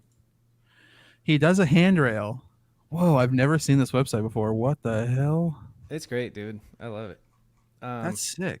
It might be in the friends section. I can't remember where it might be in the credits, but he does it's not like a crazy handrail, it's like a 6 stair, 7 stair. Yeah. I was like, holy fuck, dude. I was Big like, man can move. This guy he's a bigger dude and he does a fucking handrail. Oh, you know what? It's at the beginning of the first mix section. Okay. I'm like pretty positive. Yeah. But he does a handrail, he like falls in a bush. He's like a funny, like the token fucking fat guy, whatever. Like doing slapstick comedy to make everybody laugh. But then he like does a handrail. I'm like, holy shit. I was like, whoa. I didn't know that was possible as a big dude myself. And then I maybe learned my first grind the next day or the day after. I was like, I'm going to learn how to do this. Sick. After seeing Micah do a handrail in this video. If Big Dog can do it, I can do it. Dude, he was sick. He was wearing a fucking polo t-shirt, like a swag master. It was so nice. Swag master? Dude, Micah seems awesome. I've never hung out with him or talked to him, but he seems like a... Yo, he came to Vans Indoor one time with Morgan Wade, maybe? And I was like, holy shit. I was like so stoked to talk to Micah, hang out with him and ride. Dude, I was like doing all 4 of my best tricks one after another at Vans in front of Micah. I was like, I gotta turn it on, brother. Yeah, I'm turning all 4 burners on for this dude. Yeah. It's interesting to think about this. What is this? 2000-ish, and you are 10. So you've been bigger your whole life, and you relate to Micah? Yeah, I just like always like a heftier kid. He's not a big dude in that video. He's like smaller, but I was just like, whoa, like it's just like one of those like, oh, you're like a chubby guy, you're not going to do anything. You know what I mean? Right. Like, yeah. You don't believe that you can. You're like, I can't. All my friends. I was like the guy that was good at working on bikes. Because could recite all the stuff in the magazine. I was like, whoa, I can probably actually do a couple tricks too, you fucking dickheads. But I saw Micah do that in Expendable 2. I was like, whoa, that is so fucking sick. And then I was just in Fresno this past weekend for my dad's birthday and Father's Day, and I was driving back to his house with my girlfriend. I was like, yo, that ledge right there in front of that apartment complex is the first ledge I ever grinded. It's like maybe an inch over peg height. Yes. But I was like telling her, I was maybe 13, 12 or 13. And I told her, I was like, I learned how to do a feeble grind, and I learned how to manual from one driveway to another. And I was like, the X Games are going to call me any minute. Yes, and I'm in. Like literally was like, I'm ready to be a sponsored rider. When do the contracts start coming? I remember that feeling too, dude. It was so cool learning the feeble. Fucking feebles were so sick. You're like, holy shit. I am a BMX rider. Yeah, dude. It's so cool. I think we all take it for granted, like being in it for so long, but just that original feeling, if you can remember, of like actually grinding on your BMX bike is so fucking crazy, dude. It's so cool. I mean, I did a double peg 2 days ago after not riding for 3.5 months, and was like so fired up for the rest of the day. I like got all my errands done thinking about it. I was like, oh, it felt so nice. Yes, all it was a double peg on a little ass rail. I went over the bars riding to my car like 3.5 months ago, and my knee has been fried ever since. But that sucks. It just started feeling like well enough to pedal around, and then I was like, I'm gonna give it a little double peg action, and I think I'm back. Let's go. Welcome. Okay, back. we're on the videos. Yeah, these are two of the 4 so far, and then I got All Time Low, which like was sick, and Criminal Mischief for the other 2. Nice. Yeah, dude, those are like super. I'm glad I got a video with like ramp riding. Glad I got a video with like Ayala, and I always say Skirbo, but I know it's Sherbo. And then Criminal Mischief. I wish to this day I still had the tape, because it was a red Criminal Mischief VHS tape, but I have no idea where it's at. Yeah, that's a really good like initial taste of BMX. You got kind of lucky. That's it, because you could. Dude, I lucked. Oh man, it could have been like the fucking Bob's. Was it Bob's? Yeah, Bob's Sporting Goods like promo tape that had like Mira, Nyquist, all these dudes in it, but it was like so cheesy and like get a labret piercing, like so whack. Wait, what are your first videos? Hold on, let's turn this around. Hey, welcome to the Phil Arellano podcast. I have Bobby Kanode here. What are your first? Name the first 2. Thanks for having me on. It was Animal Can I Eat and Voices. Holy shit! Yeah. That's sick. It was 2006 or 2007. I also started on a mountain bike. Yeah. And my buddy Cleon, my day one homie, like he got into BMX, and he's like always on the forums and shit, so he like nerded out and learned what was cool, and I'm just on my mountain bike like dropping off his stuff in the neighborhood, and he's like, you have to learn BMX or get BMX, and then he showed me on video.google.com Can I Eat and Voices, and this the sound of Voices intro, bwah, bwah, bwah, bwah. Like it's just fucking life-changing shit. Josh Bedford doing 180s on a red bike. I was like, I need to learn, and I didn't have a BMX bike yet, so I learned how to 180 on my mountain bike before. Oh, that's tight. Yeah, that's super sick. But that feeling of the first manuals and 180s, or when I was like, all right, I'm gonna be obviously X Games, same exact shit as you, dude. The contract is going to be in the mail any day. They already know my address. Yeah. The scouts have seen me manualing from driveway to driveway. I'm in. Me and Cleon, we were big on the forums, because like I didn't realize, but I was also thanks to Cleon, I was also involved in the filmmaking aspect of it, and then editing a video and posting it on bmxforum.com and getting interaction with people. That was like quick. Like there was no real period of riding where it was just like for fun. It's always been for filming for me, which is kind of cool. I'm happy it went that way. Yeah. You kind of lucked out. Sure did. And then that just like I went to college and shit, but I could have gone without. Like I just made videos, and then videos has been making my living for the past 13 years. Fuck. Let's go. Dude, I was going to ask you this. That video on TCU, what was it, 2011? Yeah. The Did you summer write for internship. Stranger in that Yeah. video? Yeah, I did. Yeah. Oh my god, dude! I was talking about this maybe like a week ago. I was like, dude, I'm pretty sure Kanode wrote for Stranger. They're like, no, he didn't. I was like, no, I'm fucking pretty sure he did. Yep. It was before it went to Tip, right? It was when it was still made in America. Yeah. All right, check this Yeah, out. okay. I don't know if I was on. Look at that fucking guy. Holy I don't know shit. if I was on Stranger at this point for this edit. I think if I go to the end, it Maybe might have right a after? GT. Yeah. Oh yeah, GT logo at the Oh. end. So at this period of time, I was on GT, and then this is when I met Rich Hirsch at Adam's house or Adam's apartment, and then I forget how it happened, but like shortly after this, me and Ballman got on GT or not GT Stranger. Fucking trippy. It was me, Charlie Crumlish, Craig Passero. Craig, yeah. It was like the Nomad frame era. Yeah, fucking Kramus was on Stranger with us. That's when I first met Kramus and Damn, I shit. forgot about that. Yeah, dude. It was a cool little era. We did a video called Stranger People versus Things, and I fucking hated the song that Charlie Crumlish used for my part, but that's actually in that video is the scariest thing I ever did. I just fakey hopped down like an 8 or a 9 stair, and that was the most I've ever pushed myself to like do something spooky, and that's peak. Damn, you. That's my peak riding moment. I love these clips, dude. It's kind of wild to think about. Is Like when that you're on right there. GT was. I was on GT bikes. When I you're was on part of the GT, like project. full. Let's say, didn't you like? Was there a video in the UK? What was it? So it was a contest. Oh, by the way, there's Jake Seeley and Josh Bentley and Chris. I don't know his last name, but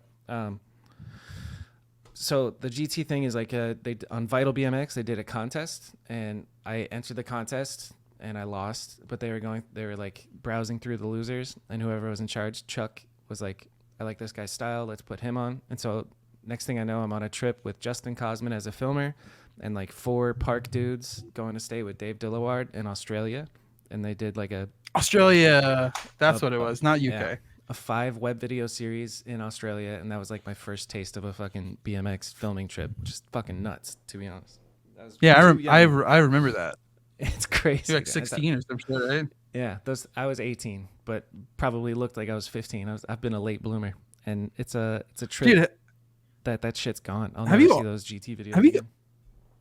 yeah, I was gonna say they don't live anywhere hard file, right? That's all digital. Yeah. Fuck.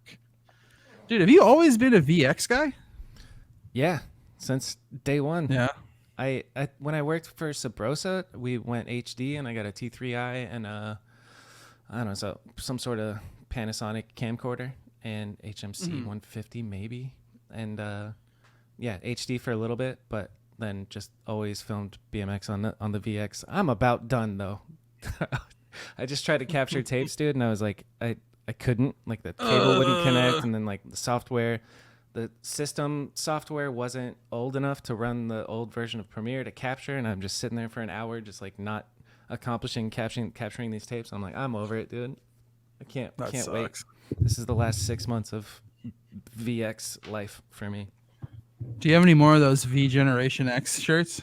No, just the one. I wonder if Maloof has any more. That's Dude, we had fire, dude. we had a good amount of them at the OSS store. I remember because I don't know who he dealt with to get him like the goalie. We had a few goalie factory T-shirts, probably Adam, but I remember seeing that one. It was like you, Maloof, and Westcott. Westcott, yeah. Yeah, I was fire. like, yo, this shirt is sick. Yes. That was a cool. I remember how awkward it was, like shooting the photo for it. He's like, pose like this, and I'm like, all right, let's go. That was fun. Wasn't the promo was like Yeah, drinking beers, fucking flashy, the same? like, Yeah, yeah. yeah. That shit was tight. That was a That shirt was drunken, cool. I like that. drunken time, a drunken part of life. You're sober now? No, I can't claim sober. No, but I went through a period where California I was like, yeah. I drank a couple weeks ago for my birthday, but I I'm trying. But you cut it back a lot. I did, yeah. I like had to get my shit under control. Like I was pushing 300 pounds, hair down to here, just depressed, miserable, eating fucking meals enough for 2 people every night, and just depressed and stuck at this job and miserable. And it's crazy the cycle of drinking because you're borrowing happiness from tomorrow, and then you're just like paying it forward every day.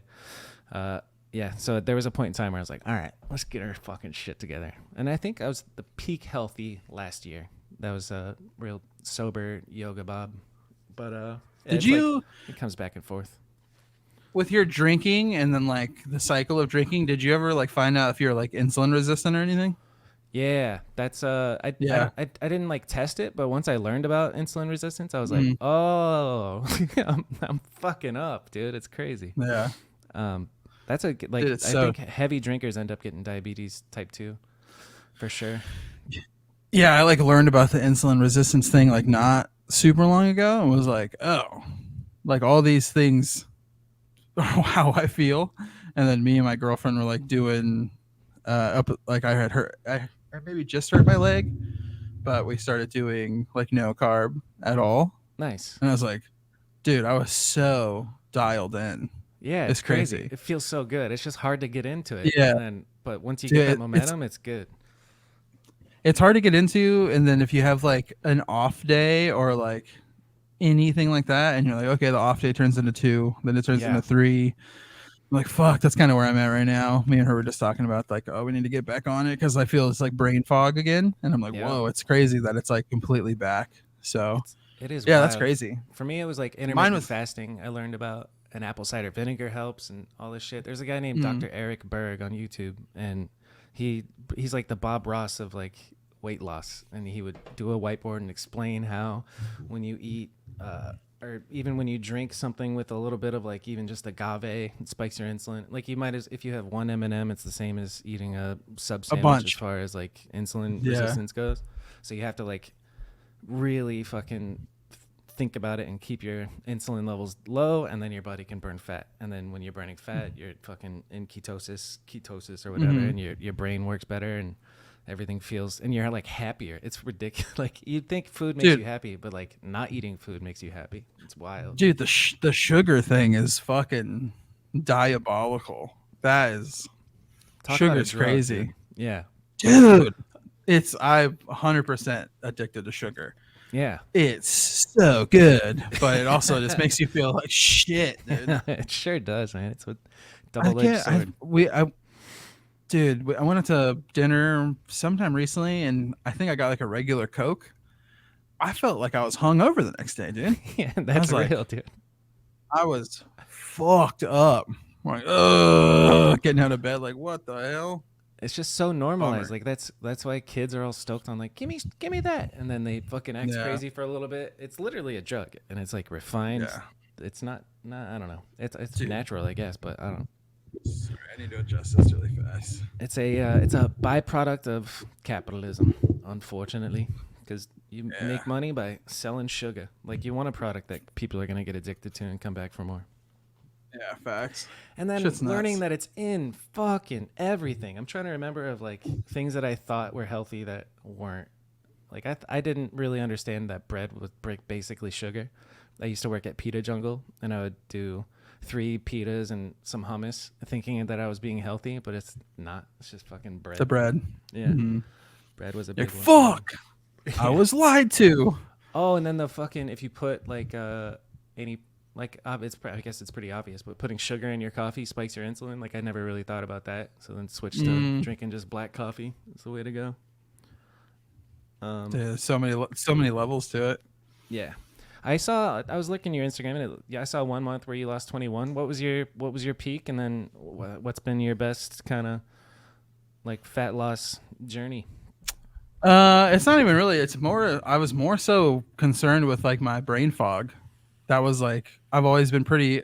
So I have like I have obsessive compulsive disorder. Like not. It's surrounding numbers. So like I've actually never talked about this, but. It's I count everything all the time, 24/7, like right now, all the time. And then I was like, this is just me getting old. I was like, couldn't keep up with like my own brain's thoughts, and I was like forgetting a lot of shit. And then that's when I like started looking. It's like, oh, sugar is like a huge factor in brain fog. I was like, oh, okay. So cut back on that and just like started eating better. And it's like, holy shit, I'm fucking tack sharp. It comes back so fast. Like, 2 weeks in, you're like, holy shit. But Yeah. I'm not going to sit here and be like, oh yeah, I'm fucking on my health shit. Cause I've just been slacking super bad. So I'm not going to like pretend to be something I'm not, but I'm definitely going to get back on it for the like brain sharpness aspect of it. And then your whole body like starts feeling better. My joints felt better. Like everything felt better. It was sick. But it's mostly just for like my mental sharpness. I thought like, fuck, I'm getting old, but it was just really a change your diet. And you're like, holy shit, I feel fucking 20 again. Yeah. It's crazy to think about the how much it impacts you. Cause you don't really think, if you're just like living life, you're not like conscious about what you're eating, but when you are, it's pretty fire. You're like, I'm real smart now. Yeah. I'm way smarter, dude. But I definitely, the little time of slippage that being off that has been definitely due to like the brand shit. I won't even lie. It's been up and down, but dude. I mean, yeah, it's fucking. Honestly, since hurting my knee and like I ride a road, I have a road bike that like I was riding a lot, and ever since hurting my knee, I can't ride that. I can't ride the BMX bike. It's like hard to walk and shit. So it's just like probably in an undiagnosed depressive slump, but I feel out of it now, so I'm chilling. Fuck yeah! It's crazy how life comes in waves of. Like I legit go through that shit too. I'm like I'm fucking depressed, and then next thing I know, I'm like I'm fucking killing it. I'm on top of the world. Let's do some Instagram questions. It's easy to dive in and out. Oh yeah. I saw you post that thing fucking 14 minutes before we started this. Yeah, we got two. Eddie says, "What I like this." We'll start with actually Young Giraffe says. We kind of covered it already. Break down the OSS drama. I don't think it's drama. It's just the end of an era, right? Wait, hold on. Your connection broke up. What'd you say? Young Giraffe says, break down the OSS drama. And I think that we kind of covered that. Like I don't know if there is drama to cover. Is there drama? You say OSS drama? Yeah. Oh, sorry. Yeah, your thing is like completely frozen. It's all good. Cool thing is, Can you hear me? Yeah. Oh, there we go. It's recording locally, okay, so cool. when I edit it, I'll get the local recording from you, and I'll have a local recording, and then we can make it okay. But sick. So someone said, "What's with the OSS drama?" He says, "Break down the OSS drama." Yeah. There's no fucking drama, dude. I had a job that I got paid for. The money ran out.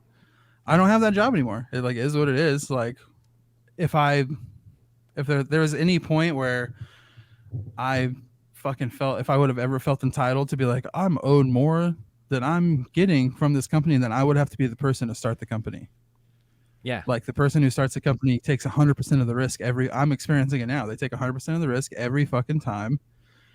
I'm grateful for the years that I got, like between Alfredo and Adam, and I wouldn't be where I'm at currently without it. So I wouldn't say there's any drama. It's like, well, fucking who asked that? Young Giraffe. Oh, okay. I don't know who that is. Well, if you ever get fired from your job after you've been there for a while, you can chime in on it. But I wouldn't say it's any drama because, oh shit. It's just like strictly a business thing. Like, money ran out. What? That. Yeah. What can you do? People just love fucking drama. They're like, "Ooh, what happened? Who said?" Yeah, and then like shit.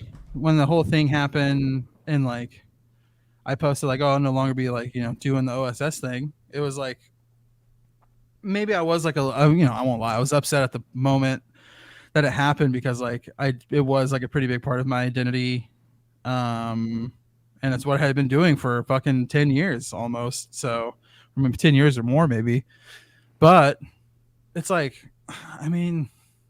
it's the same. If you ever had a bike stolen, it's the same fucking feeling. You're fired up at first. You're like, oh, fuck this. Like, I need to find my bike. I need to do this. You're upset. You go through like waves of like weird shit of like feelings wise. And it's the same thing. I lost my job. What can you do? Yeah. If I would have sulked, like a catalyst. Because you Yeah, would yeah. just be at your same job, but now you're fucking starting this amazing thing. Yeah, don't get me wrong. The job was dialed. It was sick. I went on so many trips that I was like at the head of, like going to Salt Lake City and like New York. All this shit was really cool. They never really said no to anything, which was cool. It's just Super you know dope. if the money's not there, the money's not there. Like you can't expect to like keep getting what you've been getting if there's like nothing on their end. You know what I mean? Exactly. So, Yeah, it's a tough one. it is. The investment into like marketing for BMX is so interesting because like you could just spend like $100,000 in a year, and then how do you even measure the return of it? It's cool. You just have to enjoy it while it's happening. Like I never really thought about it, but like during the Sabrosa and Shadow annual trip where we did the Sabrosa videos, like Sabrosa in Vegas, Sabrosa in Atlanta, all that shit, and you don't know you're in the good old days until the good old days are over. The traveling was sick. I want to know Yeah. which project are you most proud of from your tenure at OSS?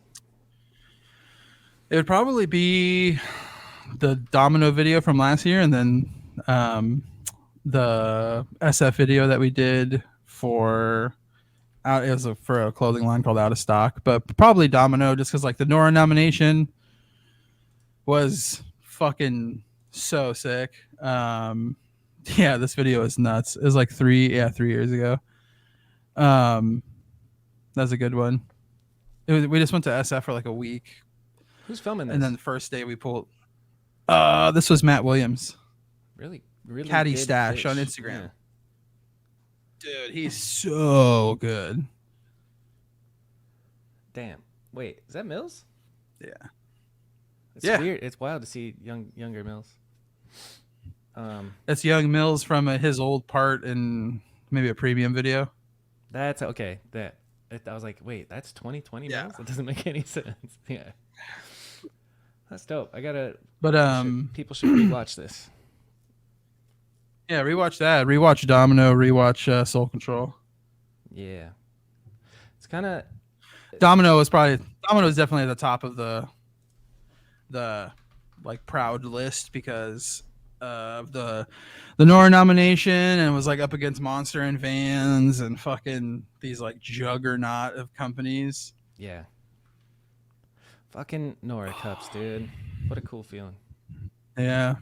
Have you been nominated for one? Yeah, Mediocre got nominated. Oh yeah, duh. Yeah, we got beat out by fucking Market Zero. Was Speaking it of Market Zero? juggernauts. There it Yeah. was. Dude, that video is so. Juggernaut. Wait, what are? Let's hit me with your top 4 videos of all time. Go. Voices. Tomorrow We Work.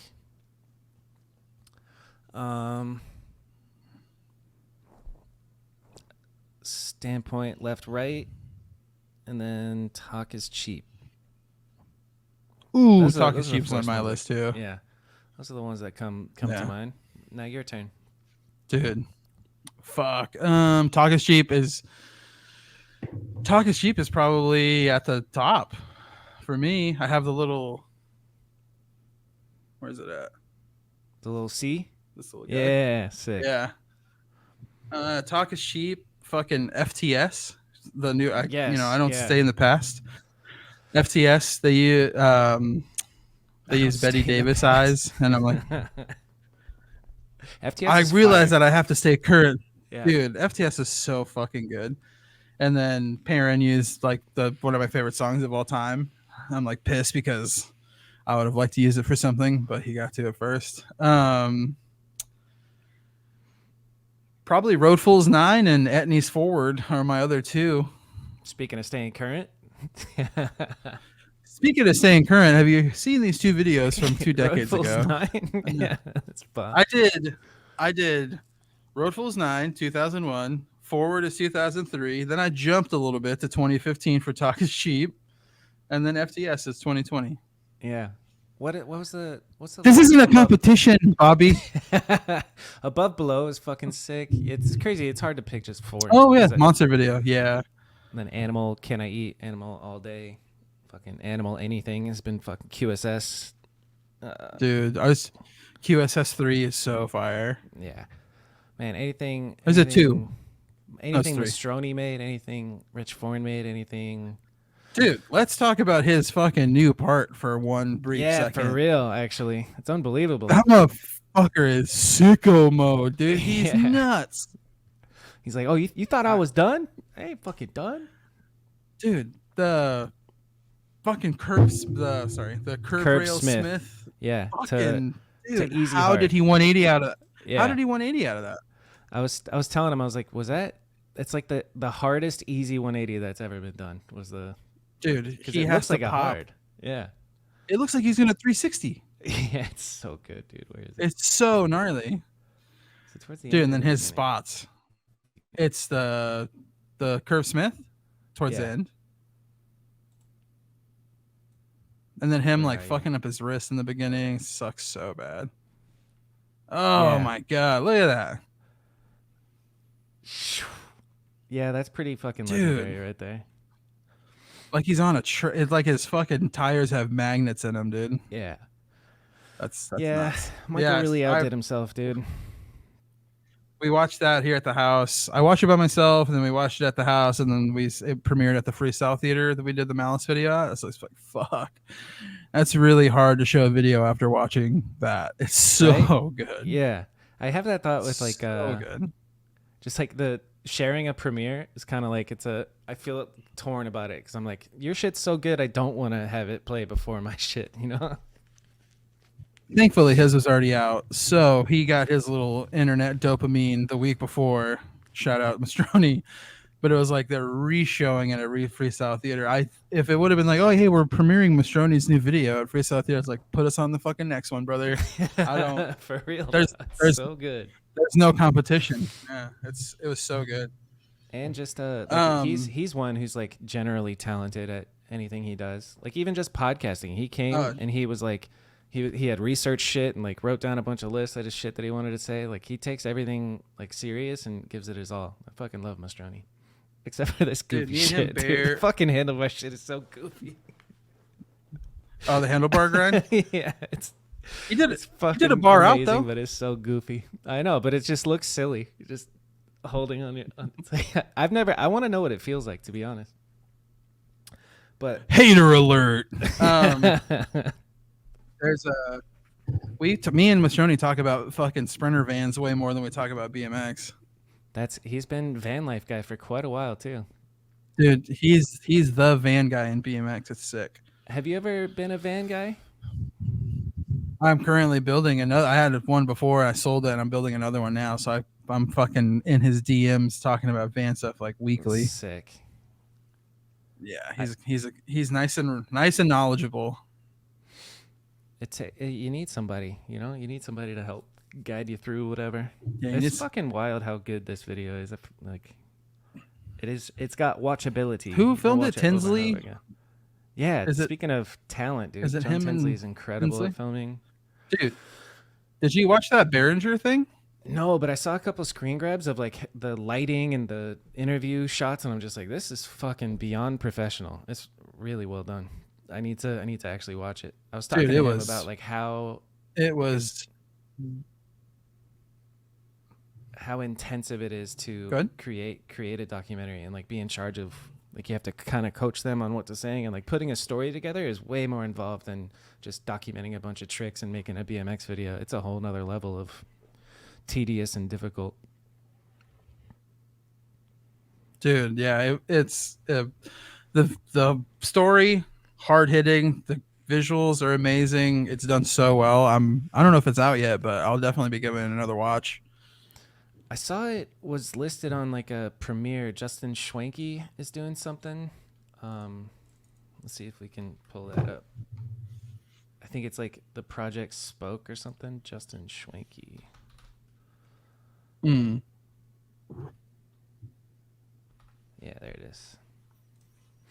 So there's this thing coming up that I saw recent. It's Project Spoke, and Louder Than a Stereotype is going to premiere there, and it's going to be in mid-July. 6 documentaries and 1 writing video coming. Where's it at? Pre-order info and premiere dates at projectspoke.com.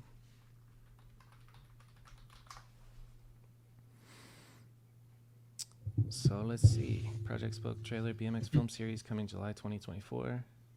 Premiere schedule. Okay, Woodward Sorry, West. I'm trying to. SD Woodward will West, work. July. July So on 19th. July 19th. Yeah, cool, dude. Oh, there's gonna be one in Phoenix at Unity. That's cool. Let's go. I'll be there. Ooh, maybe I'll try and go to that one. Put that in the calendar.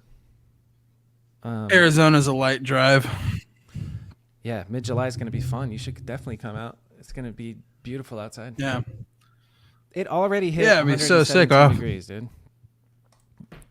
Oh man, I have to wear one of those fucking flame-proof suits that the firefighters wear. Yeah. Yesterday was a record-breaking heat day. That sucks. All right. Well, we gotta start wrapping this up. We gotta get you out in the streets. Don't be so fucking suburban, dude. It's only 10 a.m. you gotta go biking, dude. I want to know. Yeah, eventually. If you could wave a magic wand and make it impossible for anybody to do this trick ever again, make a trick disappear. This is the hater's ball. What trick do you hate? The helicopter thing, the bar spin kickflip. All right. Just because like it seemed like it took a pretty specific type of person rider wise to do it. I have seen a couple of people do it fucking super swag, but that just looks like you're falling off your bike and like got lucky. It's too And much. that's not just that's and not even to be like fucking yo dog, less is more dog, but it's like it's a lot going on. It's like not visually appealing. And 9 times out of 10 they're catching crossbar and crank. You know what I mean? If you could do it fucking pedals, grips, both simultaneously and it looks swag, cool. But yeah, I've never been. First time I saw it, I was like, What's the best one you've ever seen? The best kickflip bar spin? Yeah, the best helicopter. I'm not even going to comment on that because I don't think. Did you ever see this? 360 helicopter on flat? Yeah, turn that shit off, dude.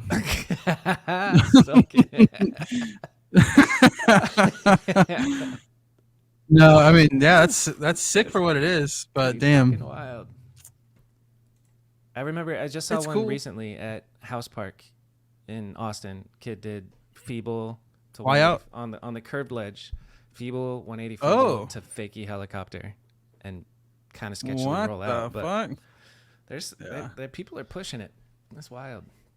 It's cool. I think it is progression, and I appreciate progression. But it's just like fuck. If it could just look better. Yeah, it's pretty ugly. If it could just look like if it could look better, it'd be like a lot cooler. But it's like everyone's bike goes sideways. Everyone's bike tilts one way. I don't know. Yeah. I'm the helicopter's #1 hater. I'm trying to remember my answer for this too. Like get rid of a trick. I think. Oh, X-up rides. I can. When motherfucking Chandler Golden does his bullshit X-up rides, I'm like, just ride straight, dude. You know who does them? Just ride straight. Just ride straight, bro. I'm fucking homophobic. Fucking do it straight, dude. Jarice just posted one he did. I like it when it's fakey. Fakey X-up ride is cool. Jarice 180 into it and fakey X-up rode across the wedge to fakey hop into the bank, and I was like, that's cool. AK just did one in that Turkish Delight video. Oh yeah. But yeah, X-up rides. Fakey Dennis X-up ride Anderson put it to sleep in that latest video. Do you know which one I'm talking about? The X-up ride? Yeah. Dennis Anderson's latest video, he does it on a monster spot. Oh yeah, the one that's named after the second one named after his kid. Yeah. Right? Yeah. I can't. There we go. I couldn't remember the name. I don't want to say something and it not be it because it's his kid's name. How do you pronounce the first kid's name? Oh fuck! I'm not gonna try either of them, dude, because I'm gonna get it wrong. And that's disrespectful. Yeah, I was saying it wrong for Asa. Oh fuck! It's exactly how it sounds. Yeah. Huh. Oh, sorry, Dennis, for butchering that. Wait, is this it? Nope. All right, let me pull it up so I can search for this X-up right. Oh, there it was. Yeah, right here. There it is. That's the death of X-up rides right there. That's it. That's fucking so sick. That's the end of it. Yeah. No more. Someone's gonna have to X up tire as a handrail to one up that. That would be fucking amazing. I could see Jim doing that. True. I think he actually Very did. true. Do you see the clip of Jim almost getting the one on like a proper fucking? It was a little bit thicker of a rail, but he did an X upright down it and then like fucked up on getting out of it. But he got video into it. recently, or Yeah, I Instagram? think they posted the clip because he never landed it, but it was really close. I think it was Instagram. Okay, I'll have to look for it. Yeah. Who's your Mount Rushmore?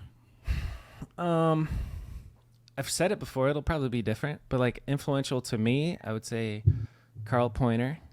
I'd say Okay. Bruce Chrisman. Okay, fake you guys. You're Yeah. onto something. And then simple kind of nice peg street riding. I wouldn't call it simple, but Edwin was just just making shit look good and doing nice Smith grinds and shit. But you would think that I would want to learn how to bar spin if Edwin's on my Mount Rushmore. True. And then I think Drew Hostleton had a massive impact on me and going for spots. Dude, he and was just the sport He of was it. nuts. Yeah. He's so sick. I can You still guarantee ride you at that's all? different than my older answers. But yeah, Carl Pointer, Bruce Chrisman, Drew Hostleton, and Edwin. That's an interesting one. Joey Mata. I kind of wanna put up go, there. damn, raw life. That's sick. Yeah. I kind of go 2000 to 2009, 2010 to 2019, and then current Mount Rushmore. We re-chisel the stone every decade over here. You know what I'm saying? Let's go. So Philbrahh, Phil Ariato. What's your last name? Oh, damn, you just made me Japanese. My last name is Arellano.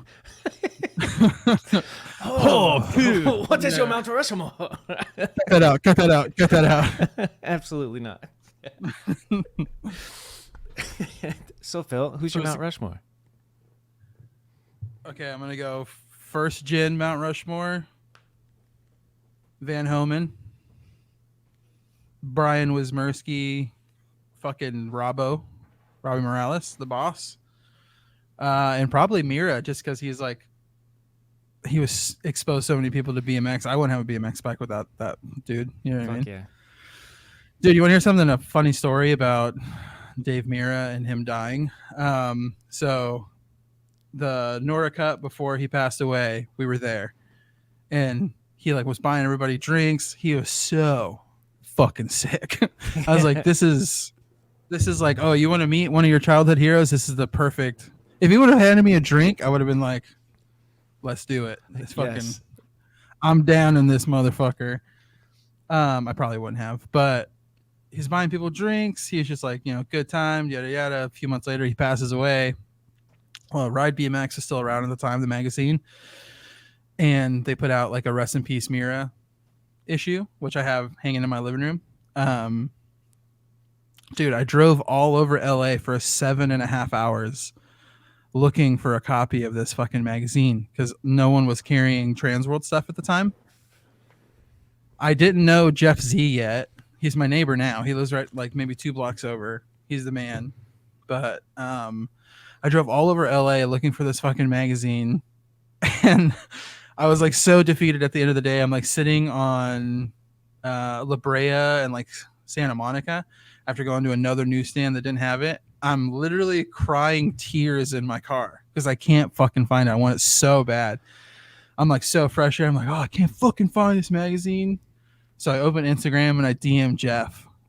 He didn't follow me. I blind DM him. I'm this huge, long-winded, dumb fucking message. Oh, I just drove all over LA. I fucking used a whole tank of gas. I was is there any way I can buy a copy of this from you guys? Jeff, within 4 minutes of messaging him, hey, I'm glad you have such interest in the magazine. What's your address? I'll send you a couple copies. Instantly. And Yes. to this, I have one in a firebox right here in my bedroom, and then I have one hanging in the living room. Wow. That was a pretty solid Jeff Z impression, by the way. Dude, yeah. If I hang around with somebody enough, I can usually get it pretty dialed. He's so sick. Just last week, I was like, hey, dude, do you have a seamless backdrop I can use to shoot these product photos a day before the brand launch? I'm like, hey, dog, you got some shit I can use to shoot products? And he's like, yeah, say less. I'll pull up in 5 minutes and give it to you. He just pulls up to my house. Here you go. Here's all this nice shit. Fuck yeah. Give it back to me whenever. Same with Chris Mortensen. He let me borrow a tripod, which I still have. I need to take it back to him. But yeah, BMX really came through for me on that one. Big ups. Okay, Morty. enough Man, talking about me modern. crying. Yeah, you little crybaby. Hey brother, it takes a real man to cry tears. Modern Garrett is always on it. Imagine getting on a bike and fucking having it like that. Imagine that. You watched that game of Imagine bike? that, dude. Oh, just watched it yesterday. Yeah, dude. Yeah. The first trick, 540, and then full cap bar. Yeah, fuck 5 off. full cap bar. Yeah. One, I mean, nothing against Chad Curley. He's amazing. How the fuck did it get to BIKE with that Pegs bar spin line? He like kept missing. That's why, the yeah. set. Because he kept missing. I was like, how does he? This is a Pegs bar spin manual. How the fuck is it? What was a Pegs bar spin manual whip? Yep. And he did it. Yeah. But he cased the stair. You know, it's just like, Bill's like, sorry, Garrett. Yeah. I was like, you know what, dude? I'll take that. Run it back. You're Yeah. Garrett Reynolds. But Garrett for sure. Dude, probably Matt Nordstrom. Nice. Crazy. Unbelievably talented. So good. There's this Welcome to Odyssey video that's not on the internet anymore, which like I've hit him up about like, yo, is there anywhere else I can watch it? I used to watch it like every week. It has this really good RZA song. I think it's RZA. Has like a video. It's of him and his dog are in the beginning of it. It's so good that you can't find it. I cannot find it. Oh wait, what was that website you were looking at? BMX MDB. Oh my god! If it's on there, send me the link. Yeah, I don't know it's just Welcome to Odyssey. Yeah, it's just Welcome to Odyssey. It's like 6-7 years ago, maybe. Dude, it's such a good video. It's not this one, right? Because his dog's not in the beginning. No, it's like a very soft, like "ba-do-do-do" song in the beginning, and it has him and his dog like kissing, for lack of better words. It's so good. Yeah, they're just like, dog being a dog, but it's so good. But it's not on the internet anymore. Yeah. Dude, I don't know who made it. I want to hit them up and be like, please, brother, send me the file. Bum, bum, bum, Um, bum, bum, bum, bum, bum. Fuck, maybe Jordan Godwin, Alex Donachie. I don't know, dude. There's too many good people. Currently. Truly. And then don't forget about Felix, Andy Garcia. Fuck them, dude. No, yeah, Felix is like he's European superstar, can do anything on a bike, and is also really nice. It's hard not to like that guy, but I found a way. No, I'm just joking. I just saw him like 3 days ago. Yeah. He's here for like a month. Fuck yeah. Which is super exciting because he's nice to hang out with. Him and Jordan are going to be staying with Grant, I think. Nice. Or somewhere. And I'm like fucking so hyped to hang out with those guys for the time that we can.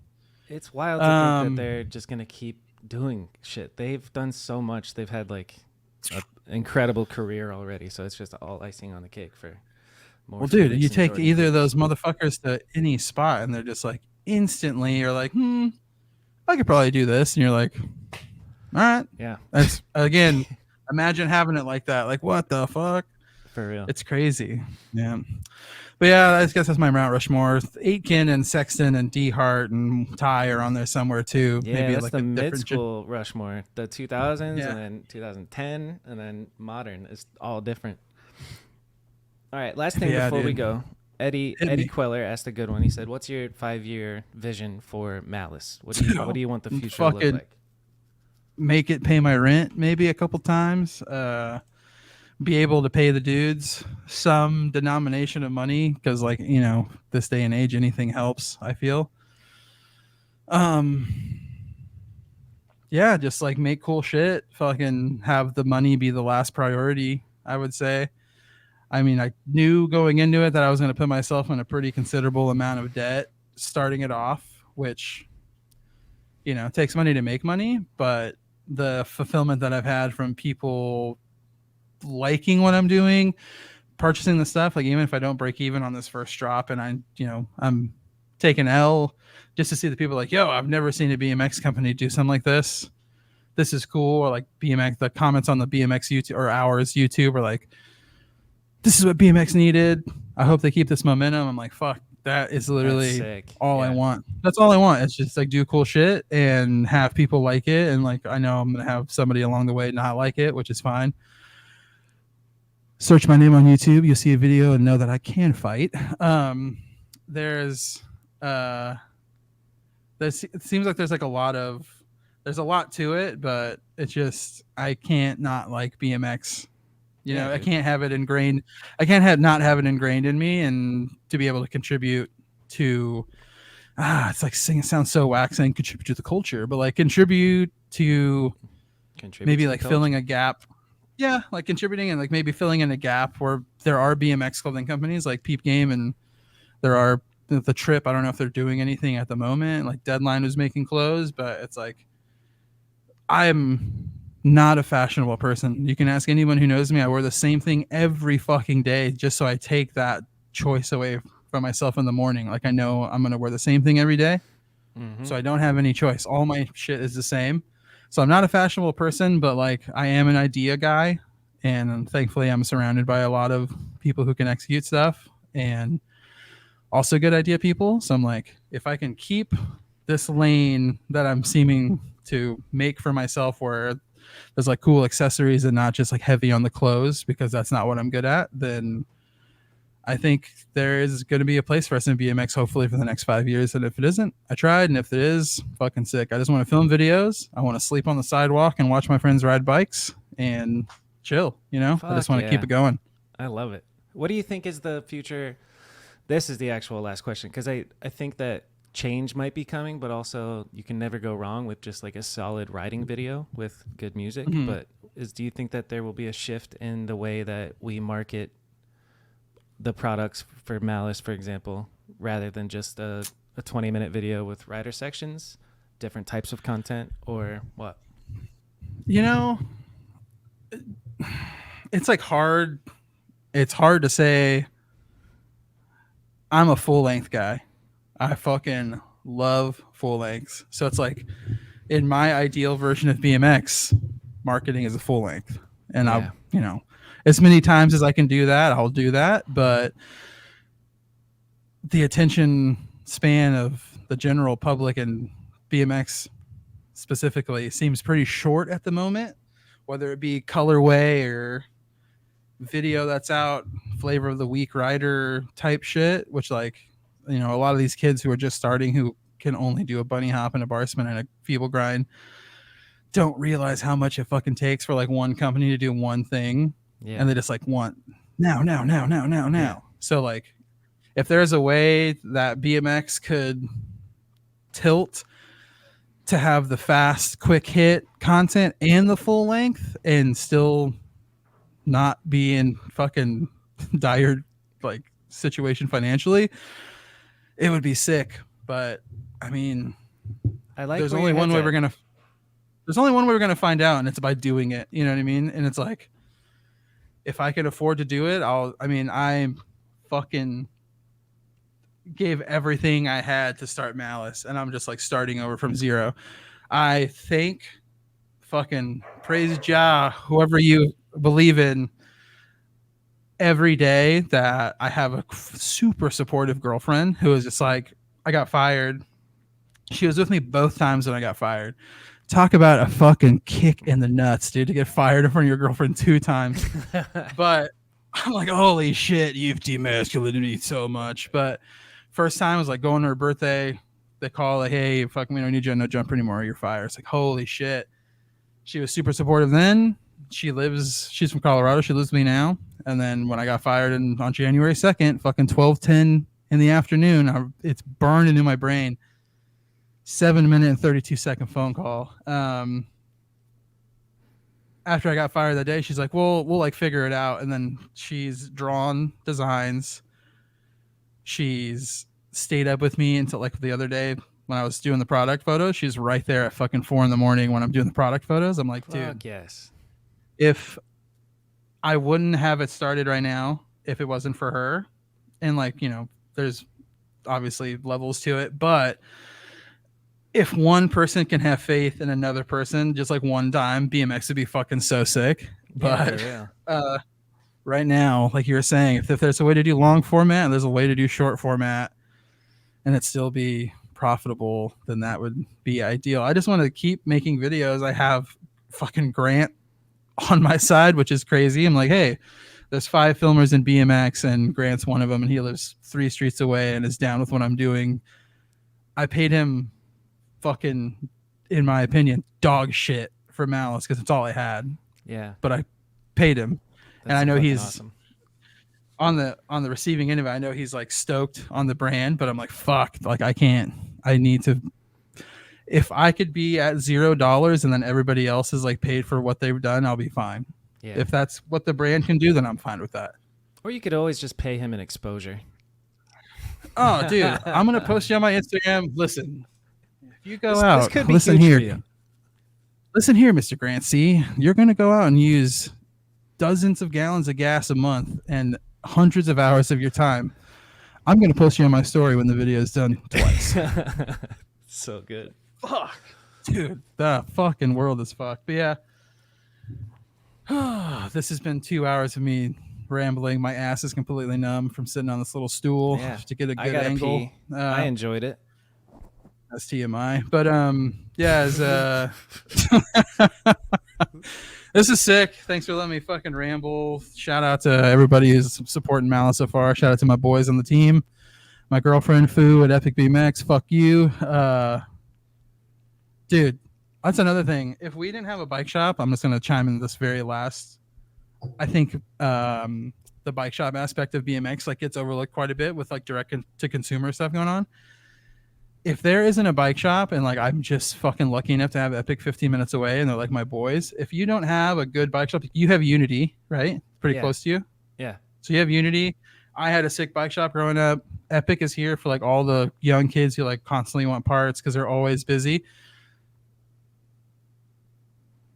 I don't know how Epic does it. He's been there for 20 years. He's not jaded. He's not jaded.